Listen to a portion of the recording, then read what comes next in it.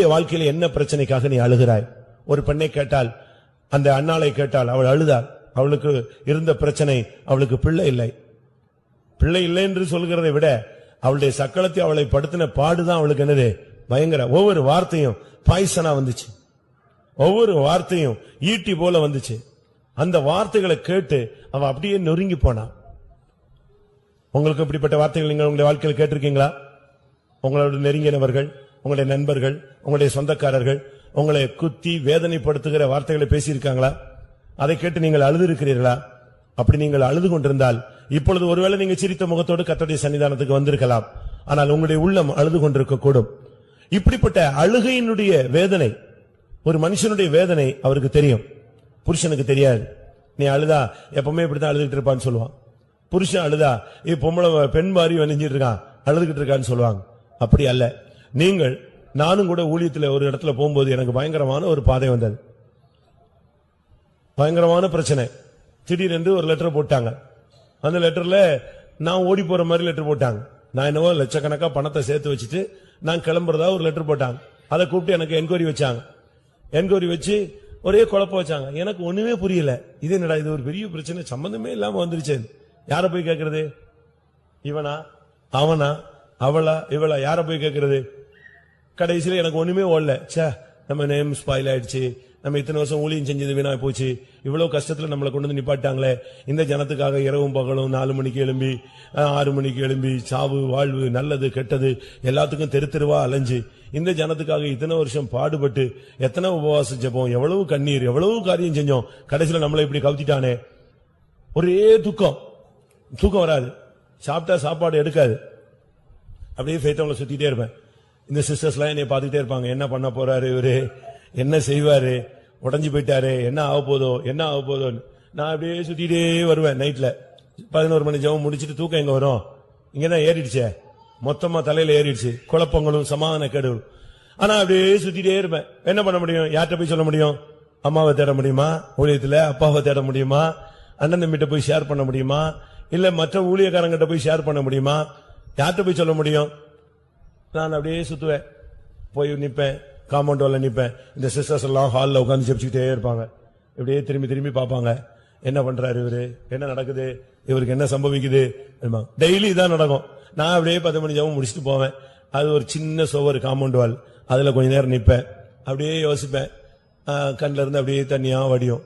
சரி, ரைட்டு, ஆண்டவர் தானே கூப்பிட்டாரு. அப்படியே கொஞ்ச நேரம் அழுதுட்டு, இன்னைக்கு அந்த சுவர் சொல்லும், என் கண்ணீர் அங்க இருக்கும். எதுக்கு இதை சொல்றேன்னா, அந்த சூழ்நிலைகள்லாம் அப்படியே சோர்ந்து போயிருந்தா கர்த்தர் பேசுவார் ஒரு வார்த்தை, அந்த வார்த்தையோடு எழும்பி ரைட், சரி, சமாதானமா புறப்பட்டு போகணும். பிரியமானவர்களே, இந்த பாதை ஒரு கண்ணீரின் பாதை, கண்ணீரின் பள்ளத்தாக்கு என்றுதான் வேதம் சொல்லுகிறது. ஆனால் அவருடையவர்கள் கண்ணீரின் பள்ளத்தாக்கை எப்படி ஒருவன் நடந்து அதை எப்படி மாற்றுகிறார்கள்? நீரூற்றாக்குகிறார்கள்.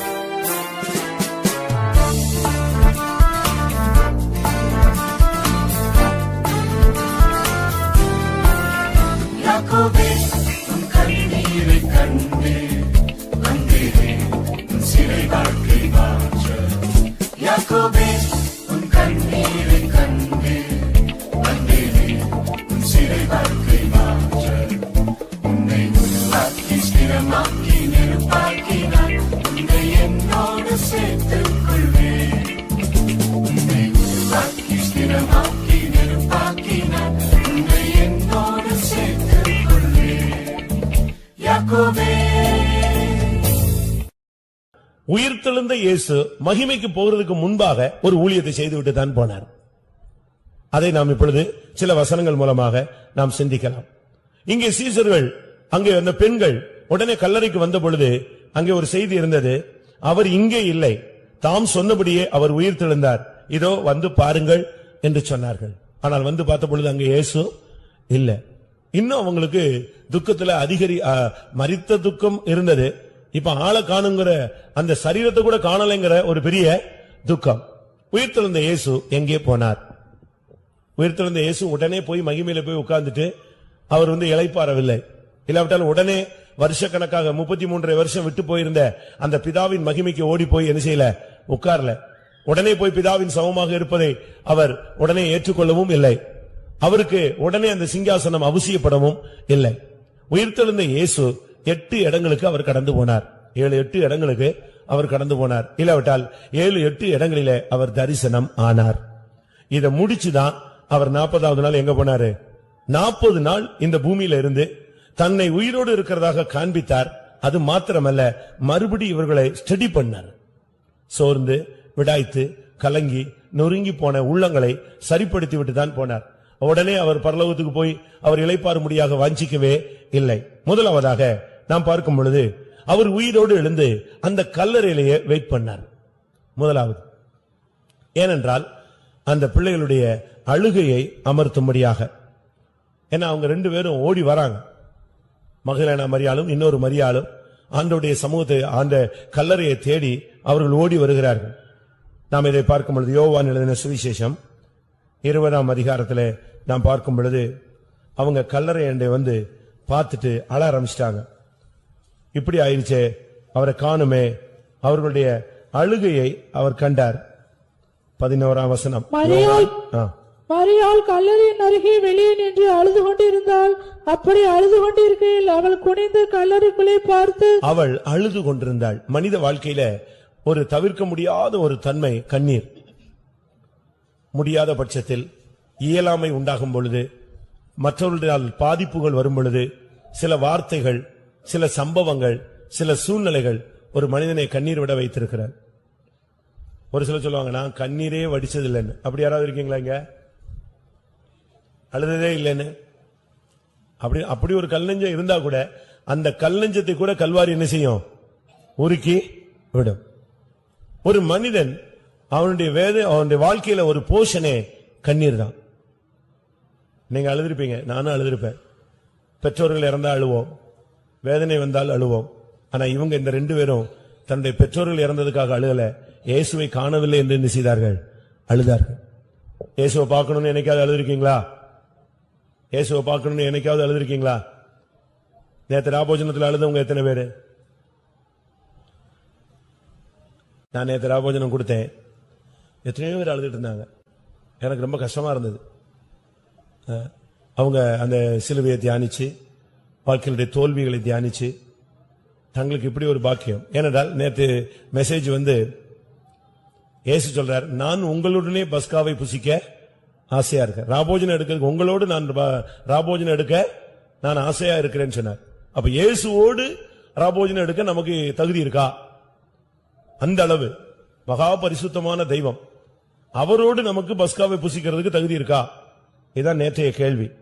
லூக்கா எழுதின சுவிசேஷத்துல பார்க்கும் பொழுது லூக்கா 22:15 அவர் சொல்லுகிறார், அப்பொழுது அவர் அவர்களை நோக்கி, நான் பாடுபடுகிறதற்கு முன்னே உங்களுடனே கூட இந்த பஸ்காவை புசிக்க மிகவும் ஆசையா இருந்தேன். இந்த பஸ்காவை புசிக்க, உங்களோடு புசிக்க நான் மிகவும் ஆசையா இருந்தேன். அப்ப ராபோஜனம் நம்ம வந்து பக்கத்தில் உள்ள விசுவாசியோடு சேர்த்து உட்கார்ல, அண்ணன் தம்பியோடு உட்கார்ல, நம்ம சபையாரோடு உட்கார்ல.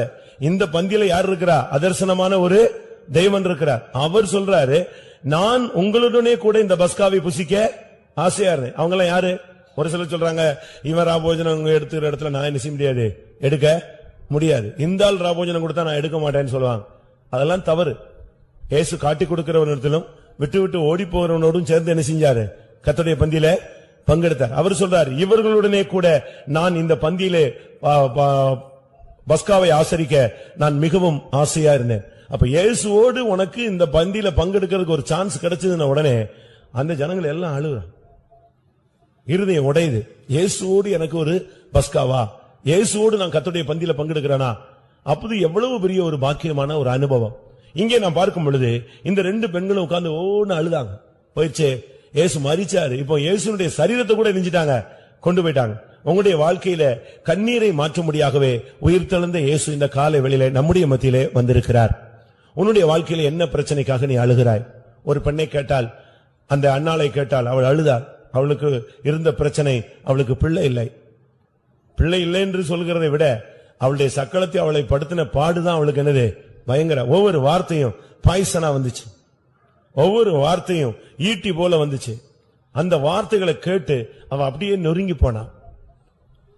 உங்களுக்கு இப்படிப்பட்ட வார்த்தைகள் நீங்க உங்களுடைய வாழ்க்கையில் கேட்டிருக்கீங்களா? உங்களோட நெருங்கினவர்கள், உங்களுடைய நண்பர்கள், உங்களுடைய சொந்தக்காரர்கள் உங்களை குத்தி வேதனைப்படுத்துகிற வார்த்தைகளை பேசியிருக்காங்களா? அதை கேட்டு நீங்கள் அழுது இருக்கிறீர்களா? அப்படி நீங்கள் அழுது கொண்டிருந்தால் இப்பொழுது ஒருவேளை நீங்க சிரித்த முகத்தோடு கர்த்தருடைய சன்னிதானத்துக்கு வந்திருக்கலாம். ஆனால் உங்களுடைய உள்ளம் அழுது கொண்டிருக்க கூடும். இப்படிப்பட்ட அழுகையினுடைய வேதனை, ஒரு மனுஷனுடைய வேதனை அவருக்கு தெரியும், புருஷனுக்கு தெரியாது. நீ அழுதா எப்பவுமே இப்படித்தான் அழுதுகிட்டு இருப்பான்னு சொல்லுவான். புருஷன் அழுதா பொம்பளை பெண் மாறி வணிஞ்சிட்டு இருக்கான், அழுதுகிட்டு இருக்கான்னு சொல்லுவாங்க. அப்படி அல்ல. நீங்கள் நானும் கூட ஊழியத்தில் ஒரு இடத்துல போகும்போது எனக்கு பயங்கரமான ஒரு பாதை வந்தது, பயங்கரமான பிரச்சனை. திடீரென்று ஒரு லெட்டர் போட்டாங்க. அந்த லெட்டர்ல நான் ஓடி போற மாதிரி லெட்டர் போட்டாங்க. நான் என்னவோ லட்சக்கணக்கா பணத்தை சேர்த்து வச்சுட்டு நான் கிளம்புறதா ஒரு லெட்டர் போட்டாங்க. அதை கூப்பிட்டு எனக்கு என்கொயரி வச்சாங்க. என்கொயரி வச்சு ஒரே குழப்பம் வச்சாங்க. எனக்கு ஒண்ணுமே புரியல. இது என்னடா, இது ஒரு பெரிய பிரச்சனை, சம்பந்தமே இல்லாம வந்துருச்சு. யார போய் கேட்கறது? இவனா, அவனா, அவளா, இவளா, யார போய் கேட்கறது? கடைசியில எனக்கு ஒண்ணுமே ஓடல. சே, நம்ம நேம் ஸ்பாயில் ஆயிடுச்சு, நம்ம இத்தனை வருஷம் ஊழியம் செஞ்சது வீணா போச்சு, இவ்வளவு கஷ்டத்துல நம்மளை கொண்டு வந்து நிப்பாட்டாங்களே, இந்த ஜனத்துக்காக இரவும் பகலும் 4 மணிக்கு எழும்பி 6 மணிக்கு எழும்பி சாவு வாழ்வு நல்லது கெட்டது எல்லாத்துக்கும் தெரு தெருவா அலைஞ்சு இந்த ஜனத்துக்காக இத்தனை வருஷம் பாடுபட்டு எத்தனை உபவாச ஜெபம், எவ்வளவு கண்ணீர், எவ்வளவு காரியம் செஞ்சோம், கடைசியில நம்மளை இப்படி கவுத்திட்டானே. ஒரே துக்கம். தூக்கம் வராது, சாப்பிட்டா சாப்பாடு எடுக்காது. அப்படியே ஃபேத்தவங்களை சுத்திட்டே இருப்பேன்.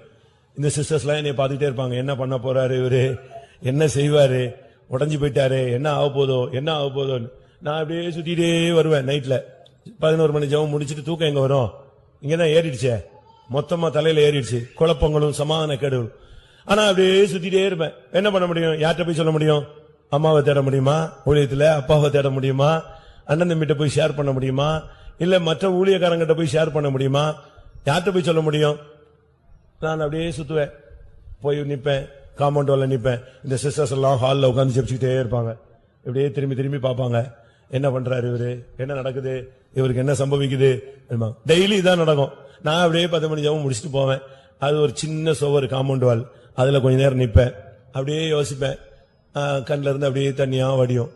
சரி, ரைட்டு, ஆண்டவர் தானே கூப்பிட்டாரு. அப்படியே கொஞ்ச நேரம் அழுதுட்டு இன்னைக்கு அந்த சுவர் சொல்லும், என் கண்ணீர் அங்க இருக்கும். எதுக்கு இதை சொல்றேன்னா, அந்த சூழ்நிலைகள்லாம் அப்படியே சோர்ந்து போயிருந்தா கர்த்தர் பேசுவார் ஒரு வார்த்தை. அந்த வார்த்தையோடு எழும்பி ரைட், சரி, சமாதானமா புறப்பட்டு போகணும். பிரியமானவர்களே, இந்த பாதை ஒரு கண்ணீரின் பாதை, கண்ணீரின் பள்ளத்தாக்கு என்றுதான் வேதம் சொல்லுகிறது. ஆனால் அவருடையவர்கள் கண்ணீரின் பள்ளத்தாக்கை எப்படி ஒருவன் நடந்து அதை எப்படி மாற்றுகிறார்கள்? நீரூற்றாக்குகிறார்கள். இந்த பார்த்து இயேசு இந்த பெண்கள் கதறத பார்த்த உடனே அவரு மகிமைக்கு போகல. எங்க நிக்கிறாரு? உயிரோடு எழுந்தாச்சு. ஆனா எங்கதான் நிக்கிறாரு? அங்கதான் நின்னாரு. இவங்களுக்கு இந்த கண்ணீர் வேதனையில அவர் யாருன்னே தெரியல. தோட்டக்காரர் போல என்ன செஞ்சாராம்? இயேசு தென்பட்டாராம். இவங்க போய் கேக்குறாங்க, இங்க எங்கேயாவது இயேசு வச்சிருந்தீங்கன்னா சொல்லுங்க, நாங்க போய் நெஞ்சுக்கிறோம், எடுத்துக்கிறோம். அவருக்கு அந்த வார்த்தையை கேட்ட உடனே கடையில ரொம்ப கஷ்டமாயி மரியாளைன்னு நெஞ்சிட்டாரு, கத்திட்டாரு. அப்பதான் அவளுக்கு தெரிஞ்சது. இது எதுக்கு நான் இதை சொல்றேன்னா, உயிர்த்தெழுந்த இயேசு மகிமைக்கு போகாமல் உன்னுடைய கண்ணீரை துடைக்கிறவராக இருக்கிறார். உயிர்த்தெழுந்த இயேசுவுக்கு இந்த மனுஷனுடைய கண்ணீரை பார்த்து அவரால் இருக்க முடியாது. லாசரு மரித்து போய்விட்டான், அடக்கத்துக்கு அவர் வரவில்லை. அவனை எழுப்ப முடியாத வருகிறார். வந்த பொழுது இந்த பெண்கள் விட்ட கண்ணீரை பார்த்து, அந்த அக்காவும் தங்கச்சியும் விட்ட கண்ணீரை விட்டு பார்த்து அவருக்கு சகிக்க முடியல. ஏனென்றால் ஏற்கனவே பேரண்ட்ஸ் கிடையாது, ஒரே பையன் தான் அந்த வீட்டுல இருந்தான். அவனும் செத்து போயிட்டான். இப்ப அவனே அடக்கம் பண்ணியாச்சு. இப்ப கல்லறையை பார்க்கலான்னு சொன்னா அந்த அக்காவுக்கு நம்பிக்கையே வரல. அவ சொல்றா, மரித்து 4 நாள் ஆயிடுச்சு, நாரி போய் என்ன செய்யும் இருக்கும். அந்த கண்ணீரை பார்த்த உடனே இயேசு அந்த இடத்துல என்ன செஞ்சாரு? கண்ணீர் விட்டார். உன்னுடைய கண்ணீரை அவர் காண்கிற தேவன். முதலாவது இந்த ஈஸ்டர் சர்வீஸ்ல இயேசு உயிர்த்தெழுந்தார்னு சொல்லிட்டு நீ ஜாலியா போறதுக்கு அல்ல. இயேசு உயிர்த்தெழுந்து உடனே போகவில்லை. 40 நாள் இந்த பூமியில இருந்து தன்னுடையவர்களை ஸ்டடி பண்ணிட்டு தான், அவங்களை கரெக்ட் பண்ணிட்டு தான் அவர் போனார். அதுபோல இந்த காலை வேளையில கர்த்தர் உன்னோடு சந்திக்கிற காரியம், உன்னுடைய கண்ணீரை முதலாவது மாற்றுகிறார். எத்தனை பேர் அதை விசுவாசிக்கிறீங்க? அல்லேலூயா சொல்லுங்க பார்க்கலாம். உன்னுடைய நீ விடுற கண்ணீர் சும்மா போறதே கிடையாது. நீங்க விடுற கண்ணீர், ஒரு சொட்டு கண்ணீர் நீங்க விட்டுட்டீங்கன்னா அது எங்க போய் சேருது சொல்லுங்க? தேவனுடைய துருத்தியில போகிறது. அதை சேர்த்து வச்சிடறாரு. நீ விட்டது இங்க கர்ச்சிப்ல போயிருதுன்னு நினைச்சிடக்கூடாது, கசக்கன உடனே சாரியோட போயிருதுன்னு நினைக்க கூடாது. நீ விடுற கண்ணீர் உடனே எங்க போகுது? அது தேவனுடைய துருத்தியில போகுது. துருத்தியில போய் அதை அப்படியே வச்சுட்டு அது லேப்ல வைக்கிற மாதிரி வைக்கிறது இல்ல. அது துருத்தியில போய் சேர்ந்த உடனே தேவனுடைய கணக்கில் அல்லவோ இருக்கிறது. ஆத்துமாக்களுக்காக கண்ணீர் விட்டிருக்கீங்களா? புருஷனுடைய ரட்சிப்புக்காக கண்ணீர் விட்டிருக்கீங்களா? பிள்ளைகளுடைய ரட்சிப்புக்காக கண்ணீர் விட்டிருக்கீங்களா? சபை வளர்ச்சிக்காக கண்ணீர் விட்டிருக்கீங்களா? ஊழியர்களுக்காக நீங்கள் கண்ணீர் விட்டிருக்கிறீர்களா? ஊழியத்துக்காக கண்ணீர் விட்டிருக்கிறீர்களா? பரிசுத்தவான்களுக்காக கண்ணீர் விட்டிருக்கிறீர்களா? இல்ல உங்களுடைய சொந்த ஜீவியத்துல பாவத்திலிருந்து விடுதலைக்காக கண்ணீர் விட்டிருக்கீங்களா? யோசிச்சு பாருங்க. அந்த இயேசு அந்த ரெண்டு பேரையும் தேடி போய் அவருடைய அழுகையை முதலாவது அமர்த்தினார். நான் உயிரோடு இருக்கிறேன்னு சொன்ன உடனே அந்த ரெண்டு பேருக்கு வந்த சந்தோஷம் என்ன தெரியுமா? ஓடிச்சுங்க ரெண்டும். எங்க சீசர்களை தேடி ஓடினாங்க ரெண்டு பேரும். அவங்களுக்கு கண்களை நம்ப முடியல. ஏனென்றால் முதலாவது அவர் தரிசனமானது யாருக்கு தெரியுமா? சொல்லுங்க வாங்க. என்னது? மரியாள். மரியாளுக்கா? கரெக்டா சொல்லுங்க. மகதலேனா மரியாள். நீங்க மரியாள் அம்மாவுக்கு தான் வந்து தரிசனமான நினைச்சிடக்கூடாது. ஏசு முதல் தரிசனமானது யாருக்கு? மகதலேனா மரியாளுக்கு, சீசர்களுக்கு அல்ல. ஏசு ஃபர்ஸ்ட் தரிசனம் கொடுத்ததே யாருக்கு தான்? மகதலேனா மரியாள். மகதலேனா மரியாள்னு சொன்னா நீங்க சாதாரண ஆள் நினைச்சிடக்கூடாது. பயங்கர பிசாசு பிடிச்ச ஒரு பெண். அவள் அவளுடைய பழைய வாழ்க்கை எப்படிப்பட்டது? பிசாசு பிடித்த வாழ்க்கை. மார்க் எழுதின சுவிசேஷத்தில் நீங்க பார்க்கும் பொழுது அவர் முதலாவது அவர் மகதலேனா மரியாளுக்கு தரிசனமானார். வாசிங்க. வாரத்தின் முதல் நாள் அதிகாலையிலே இயேசு எழுந்திருந்த பின்பு மகதலேனா மரியாளுக்கு முதல் தரிசனமானார். அவளிடத்திலிருந்து அவர் 7 பிசாசுகளை துரத்தியிருந்தார். யாருக்கு தான் ஃபர்ஸ்ட் தரிசனம்? முதல் தரிசனம் யாருக்கு? மகதலேனா மரியாள். அவருடைய வாழ்க்கையை பத்தி பயங்கரமான உலகம் பேசுகிறது. ஒரு தரக்குறைவான வாழ்க்கை, மறுபடி ஒரு விபச்சார வாழ்க்கை போன்ற ஒரு வாழ்க்கை, இவைகளுக்கு மத்தியில பிசாசு போராட்டம். இந்த சூழ்நிலையில கர்த்தர் அவளோடு இடைப்பட்டு அவளை மாற்றி இப்போ அவளுக்கு அவர் தரிசனமாகிறார். முதலாவது இயேசு உயிர்த்தெழுந்து இயேசு போய் தரிசனமான இடம் கல்லறை. கல்லறையிலிருந்து வெளியே வந்து முதலாவது அவர் தன்னுடைய கிரியை நடப்பித்தது அந்த பெண்ணுக்காக. உன்னுடைய கண்ணீரை அவர் துடைக்கிறார். இந்த ஈஸ்டர் மெசேஜினுடைய முதல் பகுதி உன்னுடைய வேதனை அவருக்கு தெரியும். அவர் அவங்களை அள வச்சு, ஒரு சிலர்லாம் பாருங்க இந்த சாடிஸ்ட் மாதிரி இருப்பாங்க. சாடிஸ்ட் தெரியுமா? சாடிஸ்ட் தெரியுமா? அதாவது ஒருத்தனை துக்கப்படுத்தி என்ன செய்யறது? அதுல சந்தோஷப்படுறது. அடிச்சு அள வச்சுட்டு அதுல சந்தோஷப்படுவாங்க. அவன் துக்கப்படுறத பார்த்து ரைட் 2 நாள் இப்படி இருக்கட்டும், அப்பதான் என்னது? அவன் தான் சாடிஸ்ட். வக்கர புத்தி. அதாவது மற்றவனை வேதனைப்படுத்திட்டு அதுல அவன் சந்தோஷமா இருப்பான். 2 வார்த்தை கேட்கறது, இல்ல அடிக்கிறது, இல்லாவிட்டா ஏதாவது துக்கப்படுத்துறது, ஏதாவது அவங்களை காயப்படுத்துற மாதிரி ஏதாவது பண்றது, அதுல அவங்க சந்தோஷப்படுவாங்க. ஆனா இயேசு அப்படிப்பட்டவர் அல்ல. இயேசு என்ன செய்தார் தெரியுமா? அந்த பெண்கள் அழுத உடனே அந்த இடத்துல அந்த ஒரு பெண் ஓடி போய் அவளை இயேசுடைய பாதத்துல விழ போறா. அந்த பாசத்துல உடனே இயேசு சொன்னாரு, ஸ்திரீயே என்ன செய்யாத, என்ன எரிஞ்சிடாத, தொற்றாத, நான் எங்க போக வேண்டியிருக்கு? நான் இன்னும் என்னுடைய பிதாவின் மகிமையினத்துக்கு ஏறி போகவில்லை. பாத்தீங்களா? உயிர்த்தெழுந்த இயேசு உடனே மகிமைக்கு ஓடி போகல. அவர் அங்கு இருந்து, அவருக்கு மகிமை முக்கியமே அல்ல, இந்த ஜனங்களுடைய கண்ணீரை துடைக்கணும், அதுதான் முக்கியம். இவங்களை ஸ்டடி பண்ணணும்.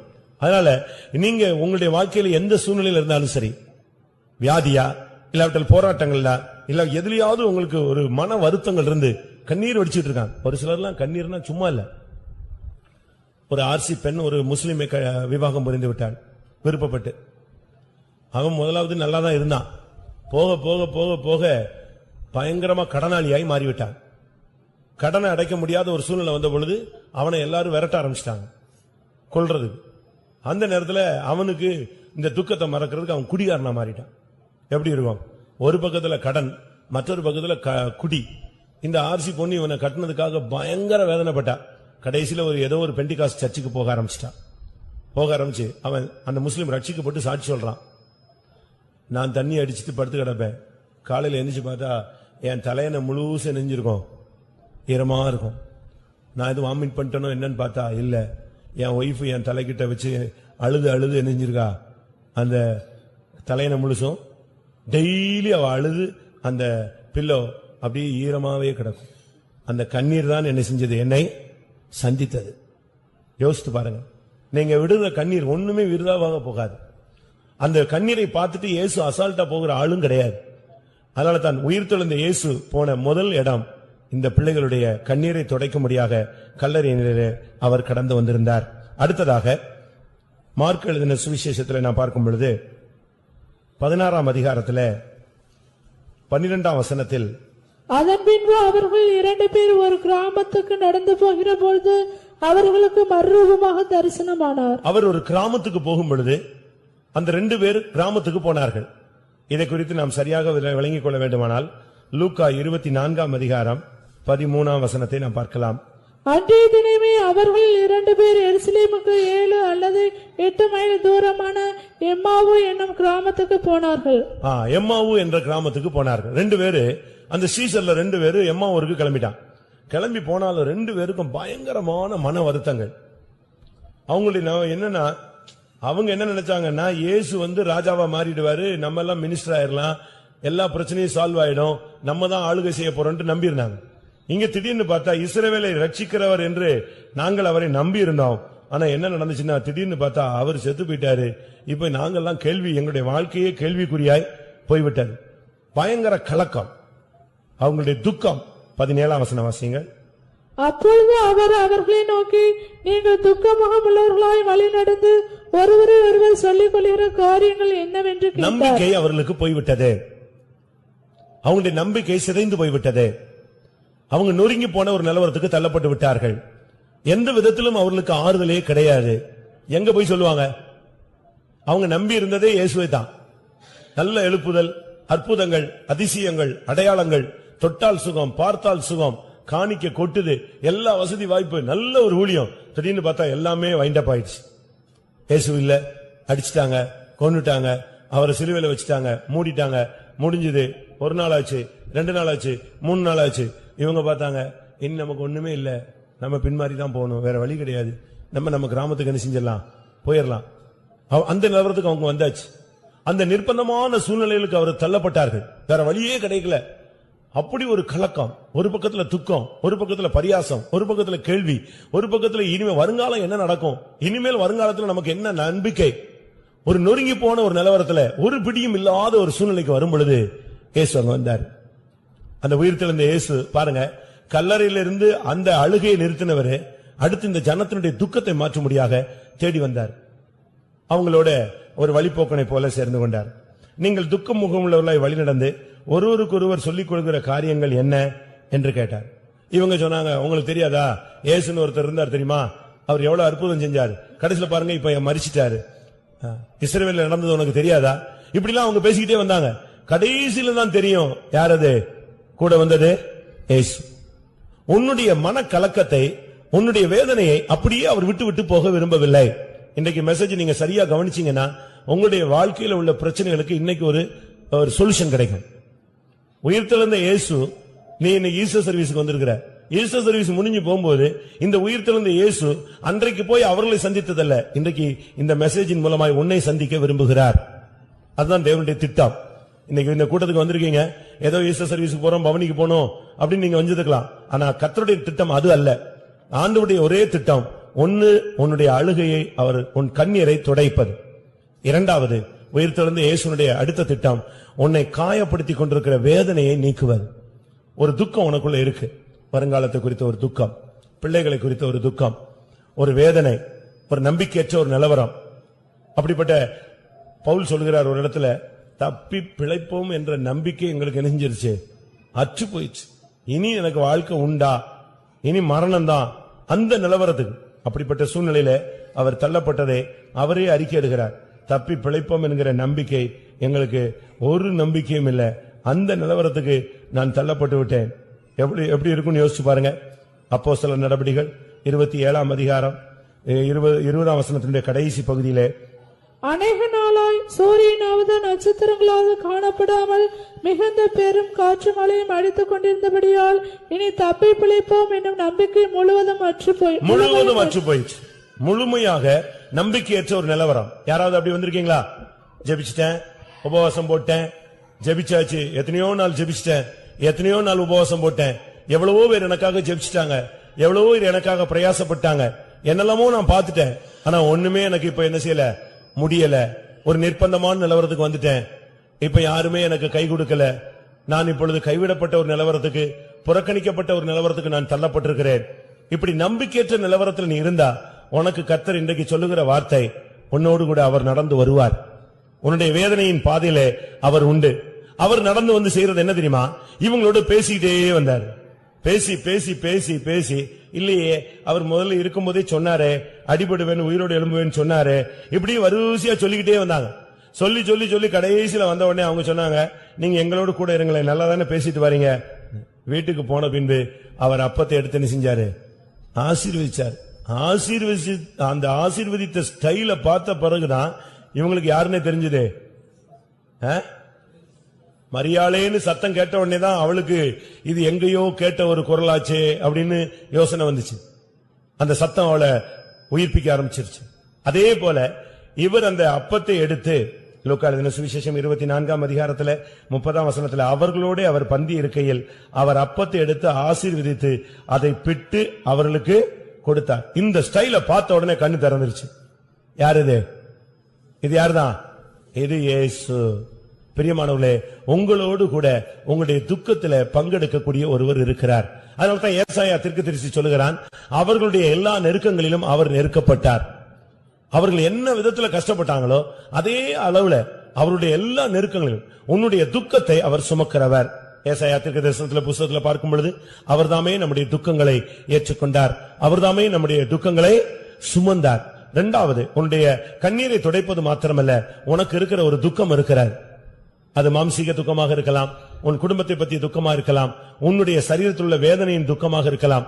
ஏதோ ஒரு துக்கம் உன் முகத்தை உன் காரிருள் போல மாற்றிக்கொண்டே இருக்கிறது. நீ புசிக்கிறாய், ஆனாலும் அது உனக்கு ஜீரணமாகிறது இல்ல. உன் சரீரத்தில் அது ஒட்டி கொள்ளுகிறது இல்ல. நீ புசிக்கிறாய், ஆனால் உனக்கு அது ஜீவனாய் மாறுகிறது இல்ல. நீ ஒரு மனிதனை போல நடமாடுகிறாய், ஆனாலும் அந்த காயம் உன் இருதயத்தில் ஒரு வேதனையை உண்டாக்கி கொண்டே இருக்கிறது.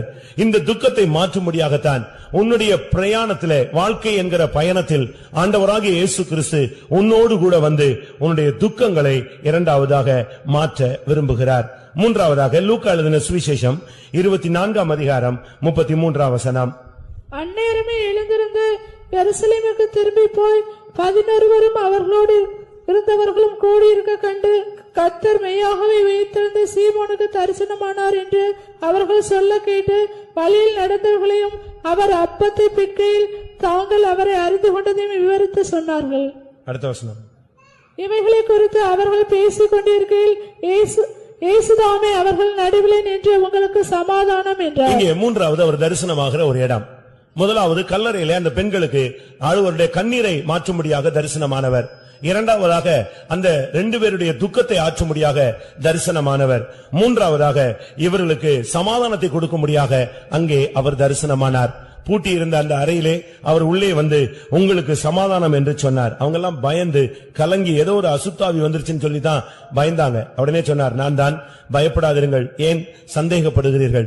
மூன்றாவது, உன்னுடைய வாழ்க்கையிலே சமாதானத்தை கொடுக்கக்கூடிய மிகப்பெரிய ஊழியத்தை அவர் செய்து முடித்திருக்கிறார். நமக்கு சமாதானத்தை உண்டு பண்ணும் ஆக்கினையை அவர் ஏற்றுக்கொண்டார். இயேசு கிறிஸ்து இந்த உலகத்திலிருந்து போகும் பொழுது ஒரு மனிதனுக்காக வைத்துவிட்டு போன ஒரே சொத்து என்னதான்? சமாதானம். போகும்போது சொல்லிட்டு போனாரு, என்னுடைய சமாதானத்தை உங்களுக்கு வைத்து போற. அந்த சமாதானம் வச்சிருக்கீங்களா? நீங்க இயேசு கொடுத்த சமாதானத்தை வாங்கியிருக்கீங்களா? அந்த சமாதானம் இருக்குன்னு சொல்றவங்க அல்லையே சொல்லுங்க பாப்போம். இல்லையே. இயேசு கொடுத்த சமாதானம் எப்படிப்பட்ட சமாதானம் தெரியுமா? என்னுடைய சமாதானம் எப்படி புறப்பட்டு வரும்? நதியை போல புறப்பட்டு வரும். அதான் சமாதானம். சமாதானம் நம்ம சமாதானம் மாதிரி இந்த பாக்கெட்ல கொஞ்ச நேரம் ஒரு டம்ளர் இந்த பாட்டில தண்ணி தூக்கிட்டு வருவாங்க, இல்ல ஒரு கப்ல வச்சிருப்பாங்க. இவ்வளவுதான் அவங்களுக்கு என்ன இருக்கு? சமாதானம். அது ஒரு 3 ட்ரிப் குடிச்சிட்டா பாட்டிலே காலி. அதுக்கு பிறகு சமாதானம் தண்ணி இல்ல, திருப்பி போய் ஒரு காத்திரு கூட்டத்தில் கொஞ்சம் ஃபில் பண்ணிக்குவோம். அப்படிதானே? சுத்திரி கூட்டத்தோடு உங்கள் சமாதானம் நதி போல புறப்பட்டு வந்துருச்சா? எல்லாரும் ஒப்புரவு ஆயிட்டீங்களா? சமாதானம் ஆயிட்டீங்களா? ஐக்கியம் ஆயிட்டீங்களா? இன்னும் நீ சுத்திகரிக்கப்பட மாட்டாயா? எரேமியா தீர்க்கதரிசனத்துல ஒரு கேள்வி இருக்கு, இன்னும் நீ சுத்திகரிக்கப்பட மாட்டாயா? அது இன்னும் எத்தனை காலத்துக்கு பின்பாக நடக்கும் கேட்கிறார். சுத்திகரிப்பு நடந்துச்சே, கர்த்தருடைய பந்தி நடந்துச்சே, நீ இன்னும் சுத்திகரிக்கப்பட மாட்டாயா? இன்னும் உனக்கு ஐக்கியம் வராதா? எப்பொழுது உனக்கு ஐக்கியம் உண்டாகும்? இயேசு சொல்றாரு, பூட்டி இருந்த அறைக்குள்ள புகுந்து அவர் சொல்றாரு, உங்களுக்கு சமாதானம். என்ன சமாதானம்? இயேசுவின் சமாதானம். நமக்கு இருக்கிற சமாதானம் எல்லாம் பாஸ்டர் சமாதானம், அக்கா சமாதானம், புருஷன் சமாதானம், யாராவது ஒரு ஆள் சமாதானம் பண்ணி வைப்பாங்க, அப்படித்தானே? உங்களுக்கு இயேசுவின் சமாதானம் இருந்தா அவர் சொல்றாரு, இதோ என் சமாதானம் நதியை போல புறப்பட்டு வரும். நமக்கு இருக்கிற சமாதானம் ஒரு கப்பு இல்ல ஒரு குடம் கூட வச்சிருப்பீங்க, மேக்சிமம் அட்ஜஸ்ட் பண்ணுவீங்க. தயவு செய்து நீங்கள் மூன்றாவது உயிர்த்தெழுந்த இயேசுனுடைய மூன்றாவது சந்திப்பு, ஒரு மனிதனுக்கு சமாதானம் முக்கியம். கலக்கம் போகணும், சமாதான கேடு போகணும், அவனுடைய பிரச்சனைகள் அவனை விட்டு நீங்கணும், அவனை போட்டு குழப்புற அந்த ஆவிகள் போகணும், இல்லாட்ட ரொம்ப கஷ்டம். எரேமியா 13 கடைசியில பார்க்கும் பொழுது, உனக்கு ஐயோ, நீ சுத்திகரிக்கப்பட மாட்டாயா, இது இன்னும் எத்தனை காலத்துக்கு பின்னாக நடக்கும்? கர்த்தரே கேட்கிறார், நீ சுத்திகரிக்கப்பட மாட்டாயா, இது இன்னும் எத்தனை காலத்துக்கு பின்பாக நடக்கும்? சுத்திகரிப்பினுடைய மெயின் தீமை என்ன தெரியுமா? சபை சமாதானம் அடையணும். சுத்திகரிப்பினுடைய மெயின் தீமை என்னதுதான் சொல்லுங்க? நான் பைபிள் படிக்கல, அது நீ பைபிள் படிக்கலங்கிறது அது தெரிஞ்ச கதை. அதே தான் சொல்லுவாங்க, நான் வேதம் வாசிக்கவில்லை, உபவாசிக்கவில்லை, ஜெபிக்கவில்லை. மற்றதெல்லாம் பூசணிக்காலாம் இருக்கு, அதெல்லாம் என்ன கதை இருந்துச்சு? முழு பூசணிக்கா அப்படியே சோத்துல மறைச்சு பாக்குறியா? இன்னும் எவ்வளவோ பிரச்சனைகள் இருக்கு, அதை சொல்லு. உன்னுடைய வாழ்க்கையில ரகசிய பாவம் இருக்கு, ரகசிய தொடர்புகள் இருக்கு, ரகசியமா உன்னுடைய வாழ்க்கையில அந்தரங்க பாவங்கள் இருக்கு. கர்த்தர் உன்னை காண்கிறார், உனக்கு முன்னும் பின்னும் அவர் வருகிறார். நீ எங்க தங்கி இருக்கிற, எப்படி தங்குகிற, நீ தங்குகிற இடம் எப்படி, நீ நடக்கிற நடை எப்படி, நீ உடுத்துகிற உடை எப்படி, எல்லாம் தேவன் காண்கிற தேவன். இதெல்லாம் நீ சொல்லு. அதை விட்டுட்டு நீ சமாதானம் இல்லாமல் சுத்திகரிப்பு வேஸ்ட். நீங்க ஏற்றுக்கொண்டாலும் சரி, ஏற்றுக்கொள்ளாவிட்டாலும் சரி, சமாதானம் இல்லாத ஒரு சுத்திகரிப்பு கூட்டம், ஒரு ராபோஜனம் என்பது அது வேஸ்ட். பூரண சமாதானம். உம்மை உறுதியாய் பற்றிக் கொண்டிருக்கிறவன் எப்படி பூரண சமாதானத்தோடு அவனை காத்துக்கொள்வீர். பூரணமான ஒரு சமாதானம். உன்னுடைய சமாதானம் ஒரு கப் மாதிரி இருக்க கூடாது. ஸ்தோத்திரம், நான் சிரிச்சுக்கிறேன், அது சமாதானம் தானே. நாங்க பார்த்தா விஷ் பண்ணிக்கிறோம், சமாதானம் தானே. பார்த்தா விஷ் பண்றது கிஸ் பண்றதெல்லாம் வேற. நீ உண்மையான உள்ளத்துல என்ன செய்யணும்? ஒட்டணும். சரியான விதத்துல சமாதானம் உனக்குள்ள கர்த்தர் நதியை போல என்ன செய்யணும்? சமாதானம் நதி போல வரணும். நதி போல வரும்பொழுது என்ன செய்யும்? குப்பை குப்பெல்லாம் மொத்தத்துக்கு அசிங்கம் அசுத்தம் எல்லாம் போயிடும். சமாதானம் தான் முக்கியம். அதனாலதான் இயேசு அவங்களுக்கு சமாதானத்தை கட்டளையிட்டார். அவங்க கலங்கி போயிருந்தாங்க. அந்த ரூமுக்குள்ள பூட்டிய அறைக்குள்ளே சொன்னார் இயேசு. மூன்றாவது அவருடைய தரிசனத்தினுடைய வார்த்தை நோக்கம் என்ன? சமாதானம். ஒரு மனிதனுடைய வாழ்க்கையில சமாதானம் இல்லைன்னா பிரயோஜனம் இல்லை. இந்த மெக்கா மதீனாக்கு போறாங்க பாருங்க, அவங்க எல்லாம் போறதுக்கு முன்னால எல்லாத்தையும் என்ன செஞ்சுட்டு போறாங்க? சமாதானம் ஆயிட்டு போயிடறாங்க. ஒரு இடத்துல ஒருத்தனுடைய கையை வெட்டிட்டான், அவன் போய் மன்னிப்பு கேட்டான். ஒருத்தன் மந்திரம் பண்ணி ஒரு பெண், ஒரு கர்ப்பஸ்திரிய கொன்னுட்டான். ஏதோ மை எடுக்கணும்னு சொல்லி ஒரு வாலிப பெண்ணுடைய வயிற்றை கிழிச்சு அவளை கொன்னு அந்த சரீரத்தை காட்டுல போட்டு அதெல்லாம் நாய் தின்னுட்டு போயிடுச்சு, நாய் நரியும். இவன் ரட்சிக்கப்படுறான். ரட்சிக்கப்பட்டு எங்க போறான்?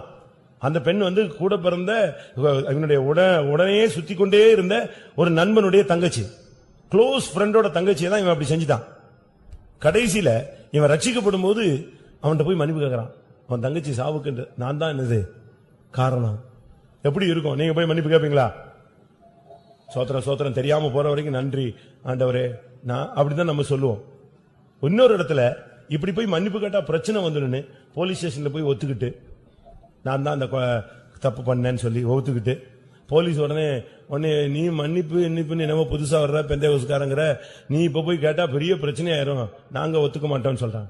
அவன் தாசில்தார்ட்ட போய் சொல்லி எழுதி கொடுத்து, நான் தான் இத்தனை வருஷத்துக்கு முன்னால இந்த குடும்பத்தில் இப்படி செஞ்சேன், அப்ப என்னப்பா இப்ப செய்யணும்னு சொல்ற, கேஸ்ல போடணும், கேஸ்லாம் முடிஞ்சு போச்சு ஃபைல், அப்ப என்னதான் பண்றது? நான் போய் மன்னிப்பு கேட்கணும், என் கூட வாங்க. போய் மன்னிப்பு கேட்டு வந்தேன். அப்படிப்பட்ட ஒரு தெய்வீக சக்தி தான் இந்த கிறிஸ்தவத்துக்குள்ள மறைந்திருக்கு. அதனாலதான் இயேசு மூன்றாவது சந்தித்து அவங்களுக்கு சமாதானத்தை கொடுத்தார். சமாதானங்கிறது உனக்கு சும்மா ஒரு கப்பல வச்சுக்காதீங்க. சமாதானத்தை எப்படி வைங்க? நதி போல வரட்டும், கரை புரண்டு வரட்டும். கொஞ்ச நாள் வாழ்க்கை, ஒரு குறிக்கப்பட்ட வாழ்க்கை தான். நம்ம பரலோகத்துக்கு போய் என்ன செய்யணும்? சேரணும். சமாதானம் இல்லைன்னா வியாதிகள் பலவீனங்கள் என்ன செஞ்சுட்டே இருக்கும்? நீடிச்சுக்கிட்டே இருக்கும். இதை நம்ம இந்த விஷயத்துல ரொம்ப கவனமாக இருக்கணும். சமாதானம் என்பது தேவன் கொடுத்த ஒரு ஈவு. அங்க நாம் பார்க்கும் பொழுது இயேசு அவர்களுக்கு சமாதானத்தை கட்டளையிட்டார். பழைய ஏற்பாடு ஒரு சிலர் அப்படி இல்ல, சமாதானம் தான் நல்லாதான் இருக்கும், நல்லாதான் இருக்கும், சமாதானம் சமாதானம் என்று சொல்லி என் ஜனத்தின் காயத்தை அவர்கள் மேல் பூச்சாய் பூசுகிறார். நீ சும்மா பூசிட்டு இல்ல சமாதானமா தான் இருக்கும், சமாதானமா இருக்கான்னு சொல்லக்கூடாது. சமாதானத்தை நீ வெளிப்படுத்தணும். எனக்கு என்ன ஆச்சரியம் தெரியுமா, இந்த கட்சிக்காரன் கூட சமாதானமாயிடுறான். இன்னைக்கு ஒரு கட்சியில இருக்கான், நாளைக்கு அடுத்த கட்சியில நின்னுக்கிறான். உடனே இவன் கைய அவன் பிடிச்சுக்கிறான், அவன் கைய இவன் பிடிச்சுக்கிறான். உடனே அவனை கேட்டா சொல்லுவான், எதிரிக்கு எதிரி எதிரிக்கு எதிரி நண்பன். அவ்வளவுதான். நிரந்தர எதிரியும் அல்ல, நிரந்தர நண்பனும் அல்லன்றான். உடனே அவங்க கூட சேர்ந்துறான். நம்ம ஆளுங்களுக்கு தான் சமாதானம்னா அது பயங்கர எட்டாக்கனியாக என்ன செய்யுது இருக்கு. நீங்க சமாதானம் பண்ணி பாருங்க, பிசாசு ஓடும், தடைகள் ஓடும், பிசாசு ஓடும், வியாதி போகும், எல்லா பிரச்சனையும் போடும். சிலர் ஊழியத்துக்கு வந்துட்டு கூட சமாதானம் இல்லாம இருப்பாங்க. நான் சொல்லியிருக்கேன், எனக்கு ஞாபகம் இல்லை. வெளிநாட்டில் ஒரு சகோதரி ஊழியத்தில் இருந்தாங்க. பாஸ்டர் டானுடைய காலம். அவங்களுக்கு வியாதி, ஊழியத்துக்கு வந்து கொஞ்ச நாள்ல வியாதிப்பட்டாங்க. வியாதினா அவர் பாஸ்டர் டான் வந்து ரொம்ப ஸ்ட்ரெயிட் ஃபார்வர்டான ஆளு. நம்ம பாஸ்டர்ஸ் மாதிரி அப்படி ஒரு மாதிரிலாம் வளைஞ்சு எல்லாம் வரமாட்டாங்க. நம்ம ராஜாக்கள் எல்லாம் இரக்கம் உள்ளவர்கள். அவர் வந்து கோடு போட்டா என்னதான் போட்டதுதான். ஒரு ஊழியக்காரர் ஊழியத்துக்கு வந்தாரு, அவரும் வெளிநாட்டுக்காரர் தான். அவருக்கு ஊழியம் ஒரு கன்வென்ஷன் நடந்தது, அவருக்கு ஒரு கட்டில் கொடுத்திருந்தாங்க. திடீர்னு பார்த்தா அதிகமான ஆட்கள் வந்துட்டாங்க அந்த கன்வென்ஷன்ல. ஃபாரின் கன்வென்ஷன்ல ஒரு லிமிட் தான் வருவாங்க, அங்க அதை விட கொஞ்சம் எதிர்பார்த்ததை விட ஆள் வந்துருச்சு. அப்போ அவங்க சொன்னாங்க, இந்த இவரும் ஊழியக்காரர் தான், இவர்கிட்ட போய் ஆளுங்க அதிகமா வந்துட்டாங்க, நீங்க என்ன செய்யுங்க, உங்க காட்டை கொஞ்சம் கொடுங்க அப்படின்னு சொன்னாங்க. அவருக்கு அது ஒரு பெரிய பிரஸ்டீஜ் இஷ்யூ ஆயிடுச்சு. அது எப்படி எனக்கு கொடுத்த கட்டில நீ என்ன செய்வீங்க கேட்பீங்க, யாரோ வந்துட்டாங்கன்னு சொல்லிட்டு எனக்கு கொடுத்த கட்டில எப்படி கேட்கலாம், ஆஹா முடியாது, நான் கட்டில் கொடுக்க மாட்டேன் அப்படின்னு சொல்லிட்டார். இப்போ வந்த ஆளுக்கு கட்டில் கொடுக்க முடியாம அவங்க என்ன செய்யறாங்க, தடுமாறுறாங்க. இந்த நேரத்தில் பாஸ்டர் டான் வர்றாரு, என்னாச்சு காட்டு கொடுத்தாச்சான். பாஸ்டர் கட்டில் இல்ல, நாங்க அப்படி அவர்கிட்ட கேட்டோம், அவர் தரல. அப்படியா, கட்டில் கேட்டு கொடுக்கலையா, வாங்க நானும் வரேன். நேரம் வந்தார், கட்டில் கேட்டு கொடுக்கலையா, எஸ் பாஸ்டர், ரைட், உடனே பேக் எடு, பெட்டி எடு, உடனே வெளியே போ, கிளம்பு. உயிர் கொடுக்கிற ஊழியத்துல ஒரு கட்டில் கூட உன்னால கொடுக்க முடியலன்னா இந்த ஊழியத்தை நீ செய்ய முடியாது. உடனே வா வா உடனே வா, பேக் எடுத்துட்டு வா, suitcase, okay you can go, போயிட்டே இரு. இல்ல பாஸ்டர், சாரி பாஸ்டர், மன்னிச்சுக்கங்க, கட்டில் தந்துடுறேன். ஊழியமே ஆகாது, உடனே அனுப்பிட்டாரு. எப்படி இருக்குன்னு யோசிச்சு பாருங்க. ஒரு கட்டில் உனக்கு ஒரு தியாகம் பண்ண முடியல, அவ்வளவு கரெக்ட். அவர் வந்து அந்த சிஸ்டருக்காக ஜெபிச்சுக்கிட்டே இருந்தார். ஆண்டவரே வியாதிப்பட்டாங்களே, இவங்களுக்கு சுகமாக மாட்டேங்க, உபவாச ஜெபம், தனி ஜெபம், உபவாச ஜெபம், சபை ஜெபம் எல்லாம் நடந்துகிட்டே இருக்கு. அந்த சிஸ்டருக்கு என்ன செய்ய மாட்டேங்க, சுகமே ஆக மாட்டேங்க. எப்படி பண்றது? கடைசியில் இவருக்கு ஒரு பெரிய குழப்பம் வந்துச்சு. ஏன் சுகமாகல?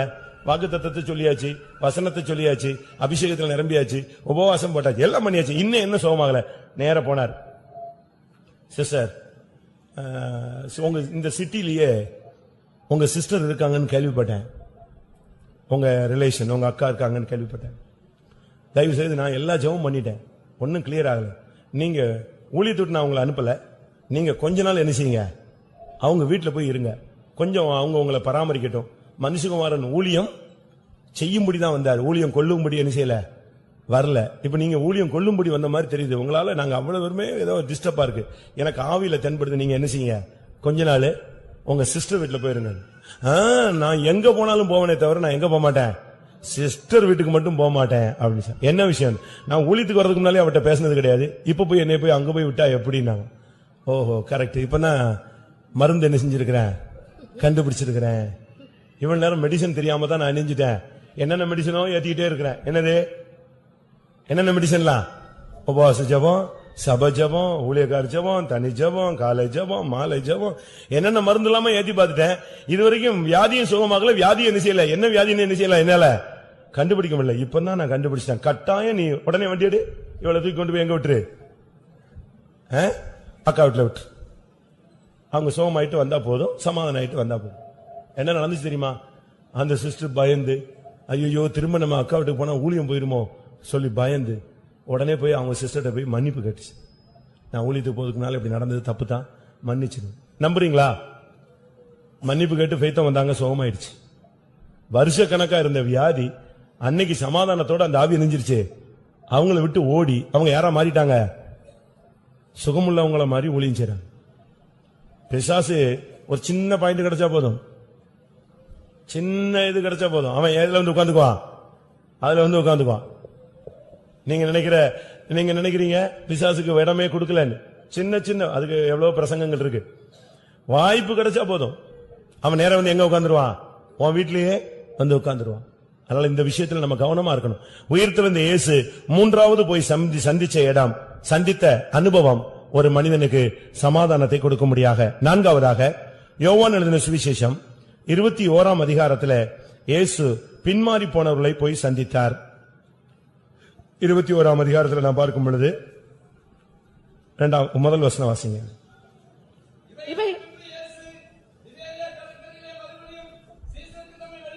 மறுபடியும் அவர் போய் சீசர்களுக்கு தன்னை வெளிப்படுத்தினார். அது எந்த இடம் தெரியுமா?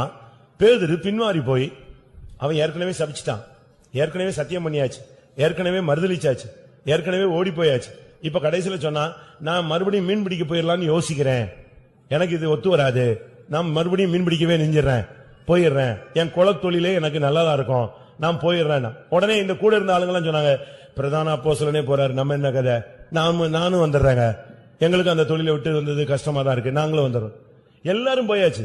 இப்ப உயிர்த்தெழுந்த இயேசு நான் போய் என் வேலை முடிஞ்சிருச்சுன்னு சொல்லிட்டு இவர் நேரம் போய் மகிமையில உட்கார்ந்து இருந்தா இங்க இந்த ஊழியம் நடக்குமா? ஒருத்தனும் ஊழியம் செய்ய மாட்டான். எல்லாரும் எங்க போயிருப்பான், அடுத்த நாள் மீன் வாங்குவான், அடுத்த நாள் மீன் வித்துட்டு இருப்பான், அவ்வளவுதான், வேற ஒன்னும் செய்ய மாட்டான். மீன் பிடிப்பாங்க, மீனை விற்பாங்க, அவன் பாட்டுக்கு அவன் வேலையை பார்ப்பான், வலைய பழுது பார்ப்பான், அவன் வேலை முடிஞ்சது. 3 வருஷம் இவர் பட்ட பாடு என்ன, இவர் செஞ்ச அற்புதங்கள் என்ன, சிலுவையில உடம்பு கிழிக்கப்பட்டது என்ன, முதுகு உழுகப்பட்டது என்ன, அவ்வளவு அடிபட்டது என்ன, ஒவ்வொரு சொட்டு ரத்தத்தையும் மனுஷனுக்காக சிந்தினாரு, அவ்வளவு நெஞ்சிருக்கோம், அவ்வளவும் வீணா போயிருக்கோம். அவர் நேர போய் மகிமையில உட்கார்ந்து இருந்தா, நான் என்ன எல்லாம் முடிந்தது அப்படின்னு சொல்லிட்டு நேர போய் அங்க உட்கார்ந்து இருந்தா, இவன் அவ்வளவு ஒரு மீன் பிடிக்க போயிட்ட பிறகு திருப்பி இங்க என்ன ஊழியம், பின்மாறிட்டாங்க. அதனாலதான் இயேசு சொன்னாரு, ஆண்டவரே நான் மகிமைக்கு வர்றது கூட லேட் ஆகட்டும், 40 நாள் கழிச்சு வர்றேன், நான் யார ஸ்டடி பண்ணணும், பின்மாறி போன அந்த மனிதனை சந்தித்து மறுபடியும் அந்த ஊழியத்தை நான் கொடுக்க வேண்டும். அங்க திபரியா கடற்கரையில இயேசு போன பொழுது, இயேசு கர்த்தர்னு சொன்ன உடனே பொத்துன்னு பேதுரு தண்ணிக்குள்ள விழுந்தான். எழுந்து வந்து ஆண்டவர்ட்ட வந்து முன்னால வந்து நிக்கும் பொழுது இயேசு கேட்டார், நீ என்னை நேசிக்கிறாயா? இவர்கள் எல்லாரிலும் என்னை நேசிக்கிறாயா? பிரியமானவர்களே, பின்மாற்றம் ஒரு பொல்லாத வல்லமை. உங்க ஜெபத்துல பின்மாற்றம் வந்துருச்சா? உங்களுடைய விசுவாசத்துல பின்மாற்றம் வந்துருச்சா? உங்களுடைய உண்மைத்தன்மையில பின்மாற்றம் வந்துருச்சா? அதிகாலை ஜெபத்துல பின்மாற்றம் வந்துருச்சா? இரவு ஜெபத்துல பின்மாற்றம் வந்துருச்சா? பழைய மாதிரி உங்களால உபவாசம் எடுக்க முடியுதா? உபவாசம் போட முடியுதா? பழைய மாதிரி நீங்க ஊழியம் செய்றீங்களா? உங்க ஊழியத்துல முன்னேற்றம் இருக்கா, பின்மாற்றம் இருக்கா? உங்களுக்கு எத்தனை பேருக்கு தைரியம் இருக்கு? அவங்க எல்லாம் பின்மாறிட்டாங்க. ஒரு ஆள் அல்ல, எல்லாமே மொத்தமா போயாச்சு, எல்லாரும் மீன் பிடிக்க போயிட்டாங்க. எவ்வளவு நிர்பந்தமான ஒரு நிலவரம் யோசிச்சு பாருங்க. ஆனால் இந்த பின்மாற்றத்தை நீக்கும்படியாகவே இயேசு அங்கே திபோரியா கடற்கரைக்கு 4ஆம் விசையாக வந்தார். ஒரு மனிதனுடைய கண்ணீரை துடைக்கும்படியாக, ஒரு மனிதனுடைய துக்கத்தை ஆற்றும்படியாக, ஒரு மனிதனுக்கு சமாதானத்தை கொடுக்கும்படியாக, ஒரு மனிதனுடைய பின்மாற்றத்தை மாற்றும்படியாக தேவன் விருப்பம் கொண்டார். இந்த காலை வேளையில நீங்கள் உங்களில் எத்தனை பேர் ராபோஜன் எடுத்திருப்பீங்க? ஆனா பின்மாற்றத்தின் போராட்டங்கள் எத்தனை பேருக்குள்ள இருக்கு? ஒரு விசுவாசத்துல நம்ம எடுக்கிறோம், கர்த்தர் நமக்கு பலன் தருவார், கிருபை தருவார், அபிஷேகம் தருவார், நம்பிக்கை தருவார், இந்த ராபோஜனத்தோடு இந்த பிரச்சனைகள் முடிஞ்சிடும் அப்படின்னு. ஆனாலும் உனக்குள்ள ஒரு போராட்டம் இருந்துகிட்டே இருக்கு, பின்மாற்ற ஆவி. அது உன்னை இழுக்க முடியாக, வஞ்சிக்க முடியாக, கீழ்ப்படுத்த முடியாக, உன்னை மறுபடியும் தோல்வியுள்ளவனாய் மாற்றும்படியாக உன்னோடு அந்த வல்லமை போராடுது. இந்த வல்லமையை இந்த ஈஸ்டர் சர்வீஸ்ல மாற்றும்படியாகத்தான் இயேசு அந்த திபோரியா கடற்கரை அண்டை கடந்து வந்தார். இந்த சர்வீஸோடு உனக்குள்ள இருக்கிற பின்மாற்ற எண்ணம் இயேசுவின் நாமத்துல அடிபட்டு போக வேண்டும். அந்த பின்மாற்றம் போறதுக்கு நீ என்ன செய்யணும்? இயேசு உன்னை தேடி வருகிறார், நீ என்ன செய்யணும் தெரியுமா? ஆண்டவரே, நான் உம்மை நேசிக்கிறேன். எந்த மனுஷனையும் எவனையும் பார்த்து எவளையும் பார்த்து நீ நான் உன்னை நேசிக்கிறேங்கிற வார்த்தையை யூஸ் பண்ணவே கூடாது. என்னைக்கு நீ விசுவாசத்துல கையில பைபிளை தூக்கிட்டியோ அதுக்கு பிறகு நீ நேசிக்கிறேன்னு சொல்ற ஒரு ஆள் இருந்தா யாரு? புருஷனை நேசிக்கலாம், அதுக்காக நேசிக்கிறேன் நேசிக்கிறேன் நேசிக்கிறேன்னு இந்த கல்யாணத்துக்கு முன்னால 100 ட்ரிப்பு லெட்டர் எழுதுறது, திருவா சுத்துறது, அது நேசம் அல்ல, அது மாம்ச இச்சையில ஓடுறது. அப்படித்தான் பைபிள் சொல்லுது. அதுக்கு பேரு பாசம் அல்ல, அன்பு அல்ல, அதுக்கு பேர் என்ன? ஆசை, இச்சை. அது ஒரு மாம்சீக தோற்றத்துல கவர்ச்சியில் இழுக்கிறது. அப்படி அல்ல. நம்முடைய அன்புங்கிறது இயேசு சொல்றார், இவர்கள் எல்லாரிலும், அப்படி கையை காட்டுறார், இவர்களிலும் நீ என்னை அதிகமா நேசிக்கிறாயா? சரி, நான் இப்ப ஒரு கேள்வி வைக்கிறேன். இப்ப ஒரு 80 பேர் உட்கார்ந்துருப்போம்னு நினைக்கிறேன். 100 பேர்னே வச்சுக்கோமே மிகப்படுத்திய. இந்த 100 பேர்ல நான் தான் அதிகமா இயேசுவை நேசிக்கிறேன்னு சொல்றவங்க கை வைத்துங்க பாப்போம். புரியலையா? தமிழ் புரியல? தமிழ் புரியலையா? இங்க இருக்கிறத எல்லாரும் காட்டிலும் எல்லாரும் நேசிக்கிறாங்க. இவங்க எல்லாத்திலையும் நான் தான் அதிகமா நேசிக்கிறேன் அப்படின்னு சொல்றவங்க அல்லேலூயா சொல்லுங்க. இந்த தமிழ் இதுக்கு மேல என்ன தமிழ் பேசணும்னு எனக்கு தெரியல. இயேசு கேட்டார், இவர்களிலும் என்னை அதிகமாய் நேசிக்கிறார். அவன் நேசிக்கிறேன்னு சொன்ன உடனே சரி போ, அந்த பின்மாற்ற ஆவி ஓடிருச்சு. இன்னைக்கு உனக்குள்ள இருக்கிற பின்மாற்றம் போகணும்னு சொன்னா, பின்மாற்ற எண்ணங்கள் உன்னை விட்டு போகணும்னா நீ சொல்ல வேண்டிய அறிக்கை என்ன? ஆண்டவரே பின்மாற்றத்தை நீக்க, ஆண்டவரே நீ பின்மாற்றத்தை நீக்க, ஆண்டவரே சொல்லிக்கிட்டே இருப்ப, பின்மாற்றம் இருந்துகிட்டே இருக்கும். நீ சொல்ல வேண்டிய அடுத்த கட்ட அறிக்கை என்னது? நான் உம்மை நேசிக்கிறேன் சொல்லு. எவனையும் நேசிக்காத, எல்லாரும் ஏமாத்திடுவான், எல்லாரும் வஞ்சிச்சிருவாங்க. உன்னை நேசிக்கிறேன் நேசிக்கிறேன்னு சொல்லிட்டே நெஞ்சிருவான், கழுத்தை அறுத்துருவான். அதனால நீ மனுஷனை நேசிச்சிடாத, யாரையும் நம்பாத. ஒரே ஆள் நேசிக்கப்படத்தக்கவர், ஒரே ஆள் யாரு? இயேசு. நீ நேசிக்கிறேன்னு சொல்லு. இன்னைக்கு நீ இந்த கூட்டம் முடியறதுக்குள்ள கர்த்தர் உன் கையில ஒரு அபிஷேகத்தை கொடுப்பார். நீ நேசிக்கிறேன்னு சொல்லு, இந்த கூட்டம் முடியறதுக்குள்ள கர்த்தர் உன் கையில என்ன கொடுப்பாரு? ஒரு ஊழியத்தை கொடுப்பார். விசுவாசிக்கிறீங்களா? நீங்க நேசிக்கிறேன்னு சொல்லணும். ஆண்டவரே நான் உம்மை எல்லாரையும் காட்டி நான் நேசிக்கிறேன்னு சொல்லுங்க. நீ இழந்து போன ஊழியம் உன் கையில வரும். நீ இழந்து போன அபிஷேகம் உனக்கு வரும். நீ இழந்து போன வரம் உனக்கு வரும். அந்த இழந்து போன அந்த தெய்வீக சுபாவங்கள் உனக்கு வரும். ஏன்னா ஒரு காலத்துல நீ ரொம்ப சாந்தமா சாஃப்டா இருந்தாள், இப்ப பார்த்தா கடிக்கிற, எரியுற, எரிச்சல், கோபம், வைராக்கி. இப்ப வந்து நீ ஸ்பீடா மாறிட்ட. காரணம் என்ன? உனக்குள்ள ஒரு போராட்டம். இந்த போராட்டத்தை மாற்றுகிறதுக்கு நீ சொல்லணும், ஆண்டவரே நான் உம்மை நேசிக்கிறேன்னு சொல்லு. நீ இழந்து போன எல்லாம் உனக்கு தேடி வரும். விட்டுட்டான் 3 வருஷ ஊழியத்தை அப்படியே குப்பையில தூக்கி போட்டான். இனிமே ஊழியம் கிடையாதுங்கிற ஃபைனல் ஸ்டேஜுக்கு வந்த மனுஷனை பார்த்து சொல்றாரு, நீ என் ஆடுகளையும் என் ஆட்டுக்குட்டிகளையும் மேய்ப்பாயாக. நீ நேசிக்கிறேன்னு சொல்லு, கர்த்தர் ஒரு கிருபை தருவார், ஒரு அபிஷேகம் தருவார். அந்த அபிஷேகத்தை வச்சுக்கிட்டே நீ பின்மாற்ற ஆவியை ஏறி மிதிச்சு என்ன செய்யலாம்? சமாதானத்தின் தேவன் சாத்தானை உன் கால்களின் கீழே நசுக்கி போடுவார். பின்மாற்றத்துக்கு மட்டும் இடம் கொடுத்துறாதீங்க. மெல்ல மெல்ல பைபிள் படிக்கிறது விடும், காலை ஜெபம் போகும், அப்படியே பைபிள் ஸ்டடி கட் ஆகும், அடுத்து அப்படியே மெல்ல காத்திருப்பு கூட்டம் கட் ஆகும், அடுத்து அப்படியே உபவாச ஜெபம் கட் ஆகும், அடுத்து நைட்டு ஜெபம் கட் ஆகும், அடுத்து சர்வீஸ் 8 மணிக்கு போய் 8:30, அடுத்து 8:30 பிறகு அடுத்து 9, அடுத்து 9:30. இல்ல பாஸ்டர் வந்து 9:30 தானே பிரசங்கமே தொடங்குறாரு, 9:25 போவோம். இதெல்லாம் பின்மாற்றத்துல உன்னை இழுக்கிற ஆவி.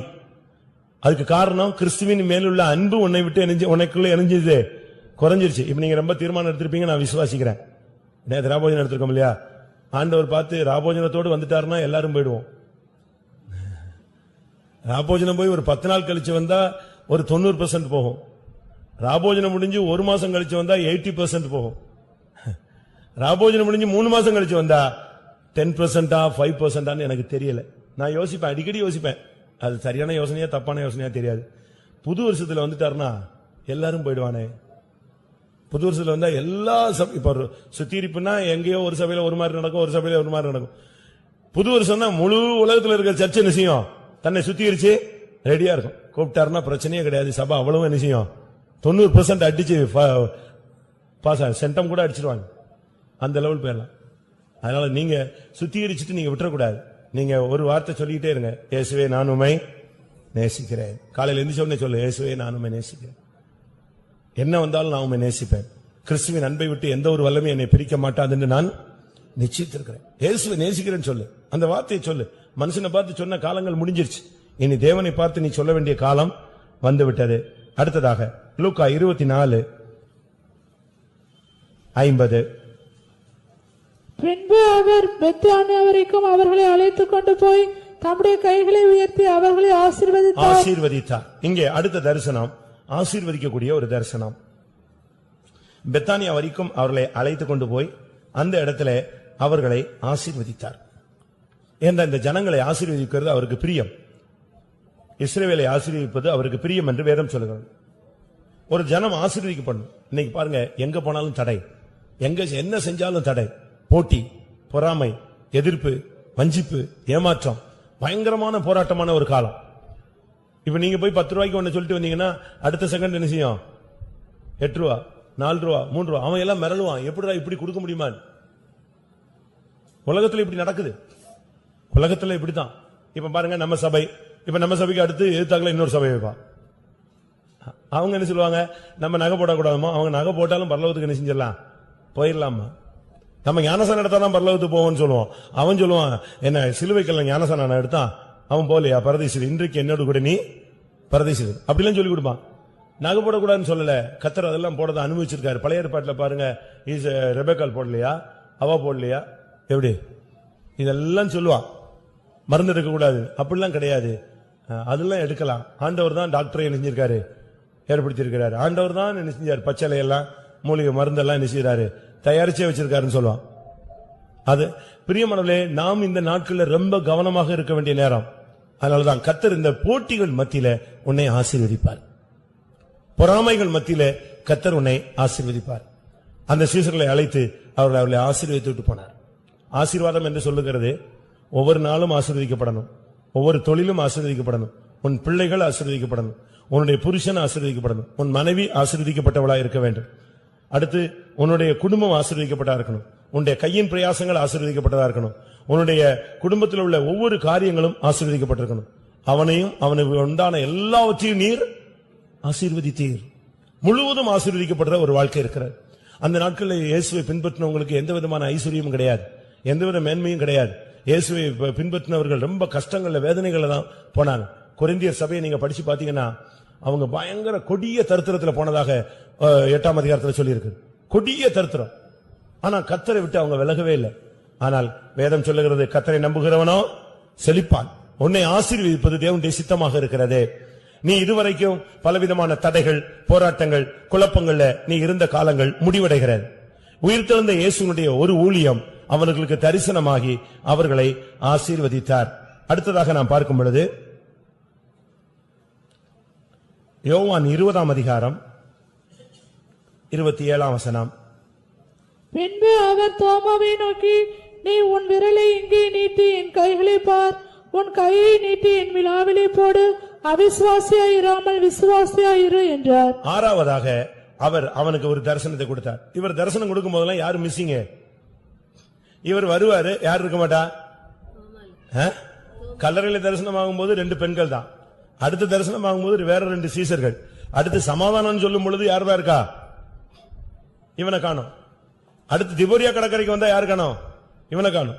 கடைசியில பார்த்தா இவன் வந்து சொல்றான், அதெல்லாம் நான் நம்பவே முடியாது. நான் எப்படி நம்புறது? அவன் சொல்றான், நான் நம்பவே மாட்டேன், நான் அவருடைய கைகளை பார்க்கணும், அவருடைய விழாவை பார்க்கணும். நான் பார்த்துட்டு இருக்கும்போது குத்துனாங்க, அந்த குத்துன தழும்பு இருந்தாதான் நான் என்ன செய்வேன். இன்னைக்கு உனக்கு எவ்வளவு அவிசுவாசம் வந்துருச்சு. ஒரு காலத்துல இயேசுவை தெய்வம் ஏத்துக்கிட்ட, என்னென்ன வியாதி வந்தாலும் நீ தெய்வ விசுவாசத்துல நின்ன, என்ன வறுமை வந்தாலும் கர்த்தரனை ஆசீர்வதிப்பார் என்று சொன்னாய். ஆனா இப்ப பாருங்க, உங்களுக்கு விசுவாசிக்க முடியாத அளவு மந்த இருதயம் வந்துவிட்டது. மத்திய எழுதின சுவிசேஷத்துல, மார்க் எழுதின சுவிசேஷத்துல பார்க்கும் பொழுது அவருடைய அவிசுவாசத்தையும் அவருடைய இருதய கடினத்தையும் அவர் கடிந்து கொண்டார். மார்க் 16:14. அதன் பின்பு 11 போஜன பந்தி இருக்கையில் அவர்களுக்கு அவர் தரிசனமாகி, உயிர்த்தெழுந்த தம்மை கண்டவர்களை அவர்கள் நம்பாமல் போனது நிமித்தம் அவருடைய அவிசுவாசத்தை குறித்தும் இருதய கடினத்தை குறித்தும் அவர்களை கடிந்து கொண்டார். 12 வரையும் கடிந்து கொண்டார், 11 வரையும் அங்கே தோமாவை குறித்து கடிந்து கொண்டார். நீ அவிசுவாசியாராமல் எப்படி இரு, விசுவாசியார். இத்தனை வருஷம் இந்த பாதையில வந்துட்டீங்களே, ஏன் உங்களுடைய விசுவாசம் என்ன ஆச்சு? இயேசு ஒரு இடத்துல கேட்கிறார், உங்கள் விசுவாசம் எங்கே? முதல் ஒரு விசுவாசிகளுடைய விசுவாசம் எங்கே? ஏன் விசுவாசத்துல உங்களால நிக்க முடியல? ஏன் அவிசுவாசம் வந்துருச்சு? கர்த்தர் உன்னை சுகமாக்க மாட்டாரா? உனக்காக ரத்தம் சிந்தினவர், உனக்காக சிலுவை சுமந்தவர், உனக்காக மரித்தவர், உனக்காக உயிரோடு எழுந்தவர், உன்னை ஆசீர்வதிக்க சித்தம் கொண்டவர், உன்னுடைய துக்கங்களை சுமந்தவர், உன்னுடைய வேதனையை சுமந்தவர், உன் பின்மாற்றங்களை நீக்க வல்லவர், அவருக்கு எல்லா வல்லமையும் உண்டு. ஏன் உனக்கு விசுவாசிக்க முடியல? தோமாவிட்ட கேட்கிற, நீ அவிசுவாசியாயிராமல் என்ன செய், விசுவாசியார். அவனை அப்படியே விட்டா கடைசி வரைக்கும் அவன் தனி பிரசங்கமே பண்ணிருப்பான். இயேசு உயிரோடு எழும்பினது பொய், இவனே அடுத்த புது சபைகள் தொடங்கி இருப்பான். இயேசு மரித்தது உண்மை, ஆனா என்ன செய்யல, அப்படித்தானே சொல்லுவான். இயேசு மரித்தது உண்மை, ஆனால் இயேசு உயிரோடு எழும்பல. இவங்க எல்லாம் பார்த்தேன் பிரம்மையில சொல்றாங்க அப்படின்னு இருப்பான். இவன் இப்படி ஒரு புது உபதேசம் பண்ணிடுவான், அவிசுவாசமான ஒரு பிரசங்கம் பண்ணிடுவான்னு சொல்லித்தான் இவனை மட்டும் தேடி வந்து அவனுக்கு என்ன செஞ்சாரு, அவரு தரிசனமானார். உங்களுக்கு அவிசுவாசம் இருக்கா? ஒருவேளை புருஷன் விசுவாசியா இருப்பாரு, நல்லா ஸ்ட்ராங்கா இருப்பாங்க. மனைவி நீங்க வந்து கை கொடுக்கணும். ஒருத்தருக்கு ஒருத்தர் ஊழியத்தில் என்ன செய்யணும், விசுவாசத்துல எதுக்கு கல்யாணம் கட்டி வச்சிருக்கு சொல்லுங்க? கல்யாணம் கட்டி வச்சது நம்ம நினைச்சுக்கிறோம் குடும்பம் நடத்துறதுக்குன்னு இல்ல. விசுவாசத்துல தடுமாறும் பொழுது ஒண்டியா இருந்து விழுந்தால் அவனுக்கு ஐயோ, உடனாளி ஒருவன் இருந்தால் அவனை என்ன செய்வான்? தூக்கி விடுவான். அப்படிதான் அவனுக்கு கல்யாணம். அப்போ விசுவாசத்துல நீ ஒரு ஆள் தடுமாறும் போது இன்னொரு ஆள் என்ன செய்யணும்? தூக்கி விடணும். பாஸ்டர் பாலை பத்தி நீங்க கேள்விப்பட்டிருப்பீங்க. அவர் இந்த ஊழியத்தை தொடங்கும் போது விசுவாச ஊழியத்தை பத்தி ஒரு பிரசங்கம் கேட்டுட்டு ஒத்துக்கொண்டு ஊழியத்துக்கு அர்ப்பணிச்சுட்டு வீட்டுக்கு வந்தாராம். வீட்டுக்கு வரும்போது கொஸ்டின் வந்துருச்சு, எப்படி விசுவாச ஊழியம்னா நம்ம ஏதோ ஊழியம் செஞ்சா அந்த லுத்தரன் சர்ச்சில் நமக்கு காசு கொடுத்துட்டு இருந்தாங்க, இப்ப விசுவாச ஊழியம்னா அதை விட்டு வெளியே வந்துடணும், சபையும் கிடையாது ஜனமும் கிடையாது, விசுவாச ஊழியம் சம்பளமும் கிடையாது, அது எப்படி நம்ம மெயின்டைன் பண்ண முடியும்? மனைவி இருக்கு, 5 பிள்ளைங்க இருக்காங்க, எப்படி மெயின்டைன் பண்ண முடியும்? கொஸ்டின் வாடிட்டே அப்ப ஊழியத்துக்கு ஒப்பு கொடுத்து தப்போ, விசுவாச ஊழியத்துக்கு ஒப்பு கொடுத்துட்டோமே அப்படி யோசிச்சுக்கிட்டே டல்லா வீட்டுக்கு வந்து சேர்ந்தாங்க. வீட்டுக்கு வந்தா அவங்க கேட்டாங்க, நான் போகும்போது ரொம்ப உற்சாகமா போனீங்க மீட்டிங்கு, வரும்போது எப்படி வரீங்க? ரொம்ப டல்லா வரீங்க. இல்ல இல்ல டல்லா இல்ல, நல்லா தான் இருந்துச்சு மீட்டிங் எப்படி இருந்துச்சு? நல்லா இருந்துச்சு. கடைசியில் அவங்க ஒரு தீர்க்கதரிசனம் சொன்னாங்க, விசுவாச ஊழியம் செய்யறவங்க யாராவது இருந்தா கை வைத்துங்கன்னு ஆவியானவர் சொல்றாருன்னு. நான் கையை வைத்திட்டேன். அவங்க என் தலையில கை வச்சு நெஞ்சிட்டாங்க. அந்த மிஷினரிஸ் எல்லாம் ஜெபிச்சிட்டாங்க. 3 பேர் போனோம். 3 பேர்ல 2 பேரு விசுவாச ஊழியத்தை மறுதளிச்சிட்டாங்க, வேண்டான்னு. அது கஷ்டமா இருக்கும் அப்படி இப்படின்னு சொன்னாங்க. நான் கர்த்தரை நம்பி நெஞ்சிட்டேன், ஒப்பு கொடுத்துட்டேன். அவங்க கை வச்சு ஜெபிச்சுட்டு போயிட்டாங்க. ஆனா வரும்போது தான் எனக்கு பயங்கர குழப்பமும் சந்தேகமும். நீங்க என்ன சொல்லுவீங்க? மனைவி மாதிரி என்ன சொல்லுவீங்க? இப்படி திடீர்னு எங்கிட்டாவது போறது, எழுப்புதல்ங்கிறது, கூட்டங்கிறது, கடைசியில இப்படி உட்கார்ந்துக்கிறது, கூட்டத்துக்கு போனதே தப்புன்னு சொல்லுவீங்க, அப்படிதானே? என்ன சொல்லுவீங்க நீங்க? உங்க வீட்டுக்காரர் நல்லா பயங்கர விசுவாசத்துல இருக்காரு, வியாதி வந்தால் நான் மருந்து எடுக்க மாட்டேன்னு சொல்றார், நீங்க என்ன சொல்லுவீங்க? ஏங்க நீங்க பாட்டுக்கு போய் சேர்ந்துருவீங்க, நானும் பிள்ளைகளை வச்சுட்டு நான் என்ன பண்ணுவேன்? அப்படியே சொல்லுவீங்க? அப்படித்தானே சொல்லுவீங்க. அவங்க என்ன சொன்னாங்க தெரியுமா? கர்த்தருடைய சமூகத்துல விசுவாச ஊழியத்துக்கு ஒப்பு கொடுத்துட்டு வந்துட்டீங்க, அவ்வளவுதான். இதுக்கு பிறகு நீங்க அதை பத்தி என்ன செய்யக்கூடாது?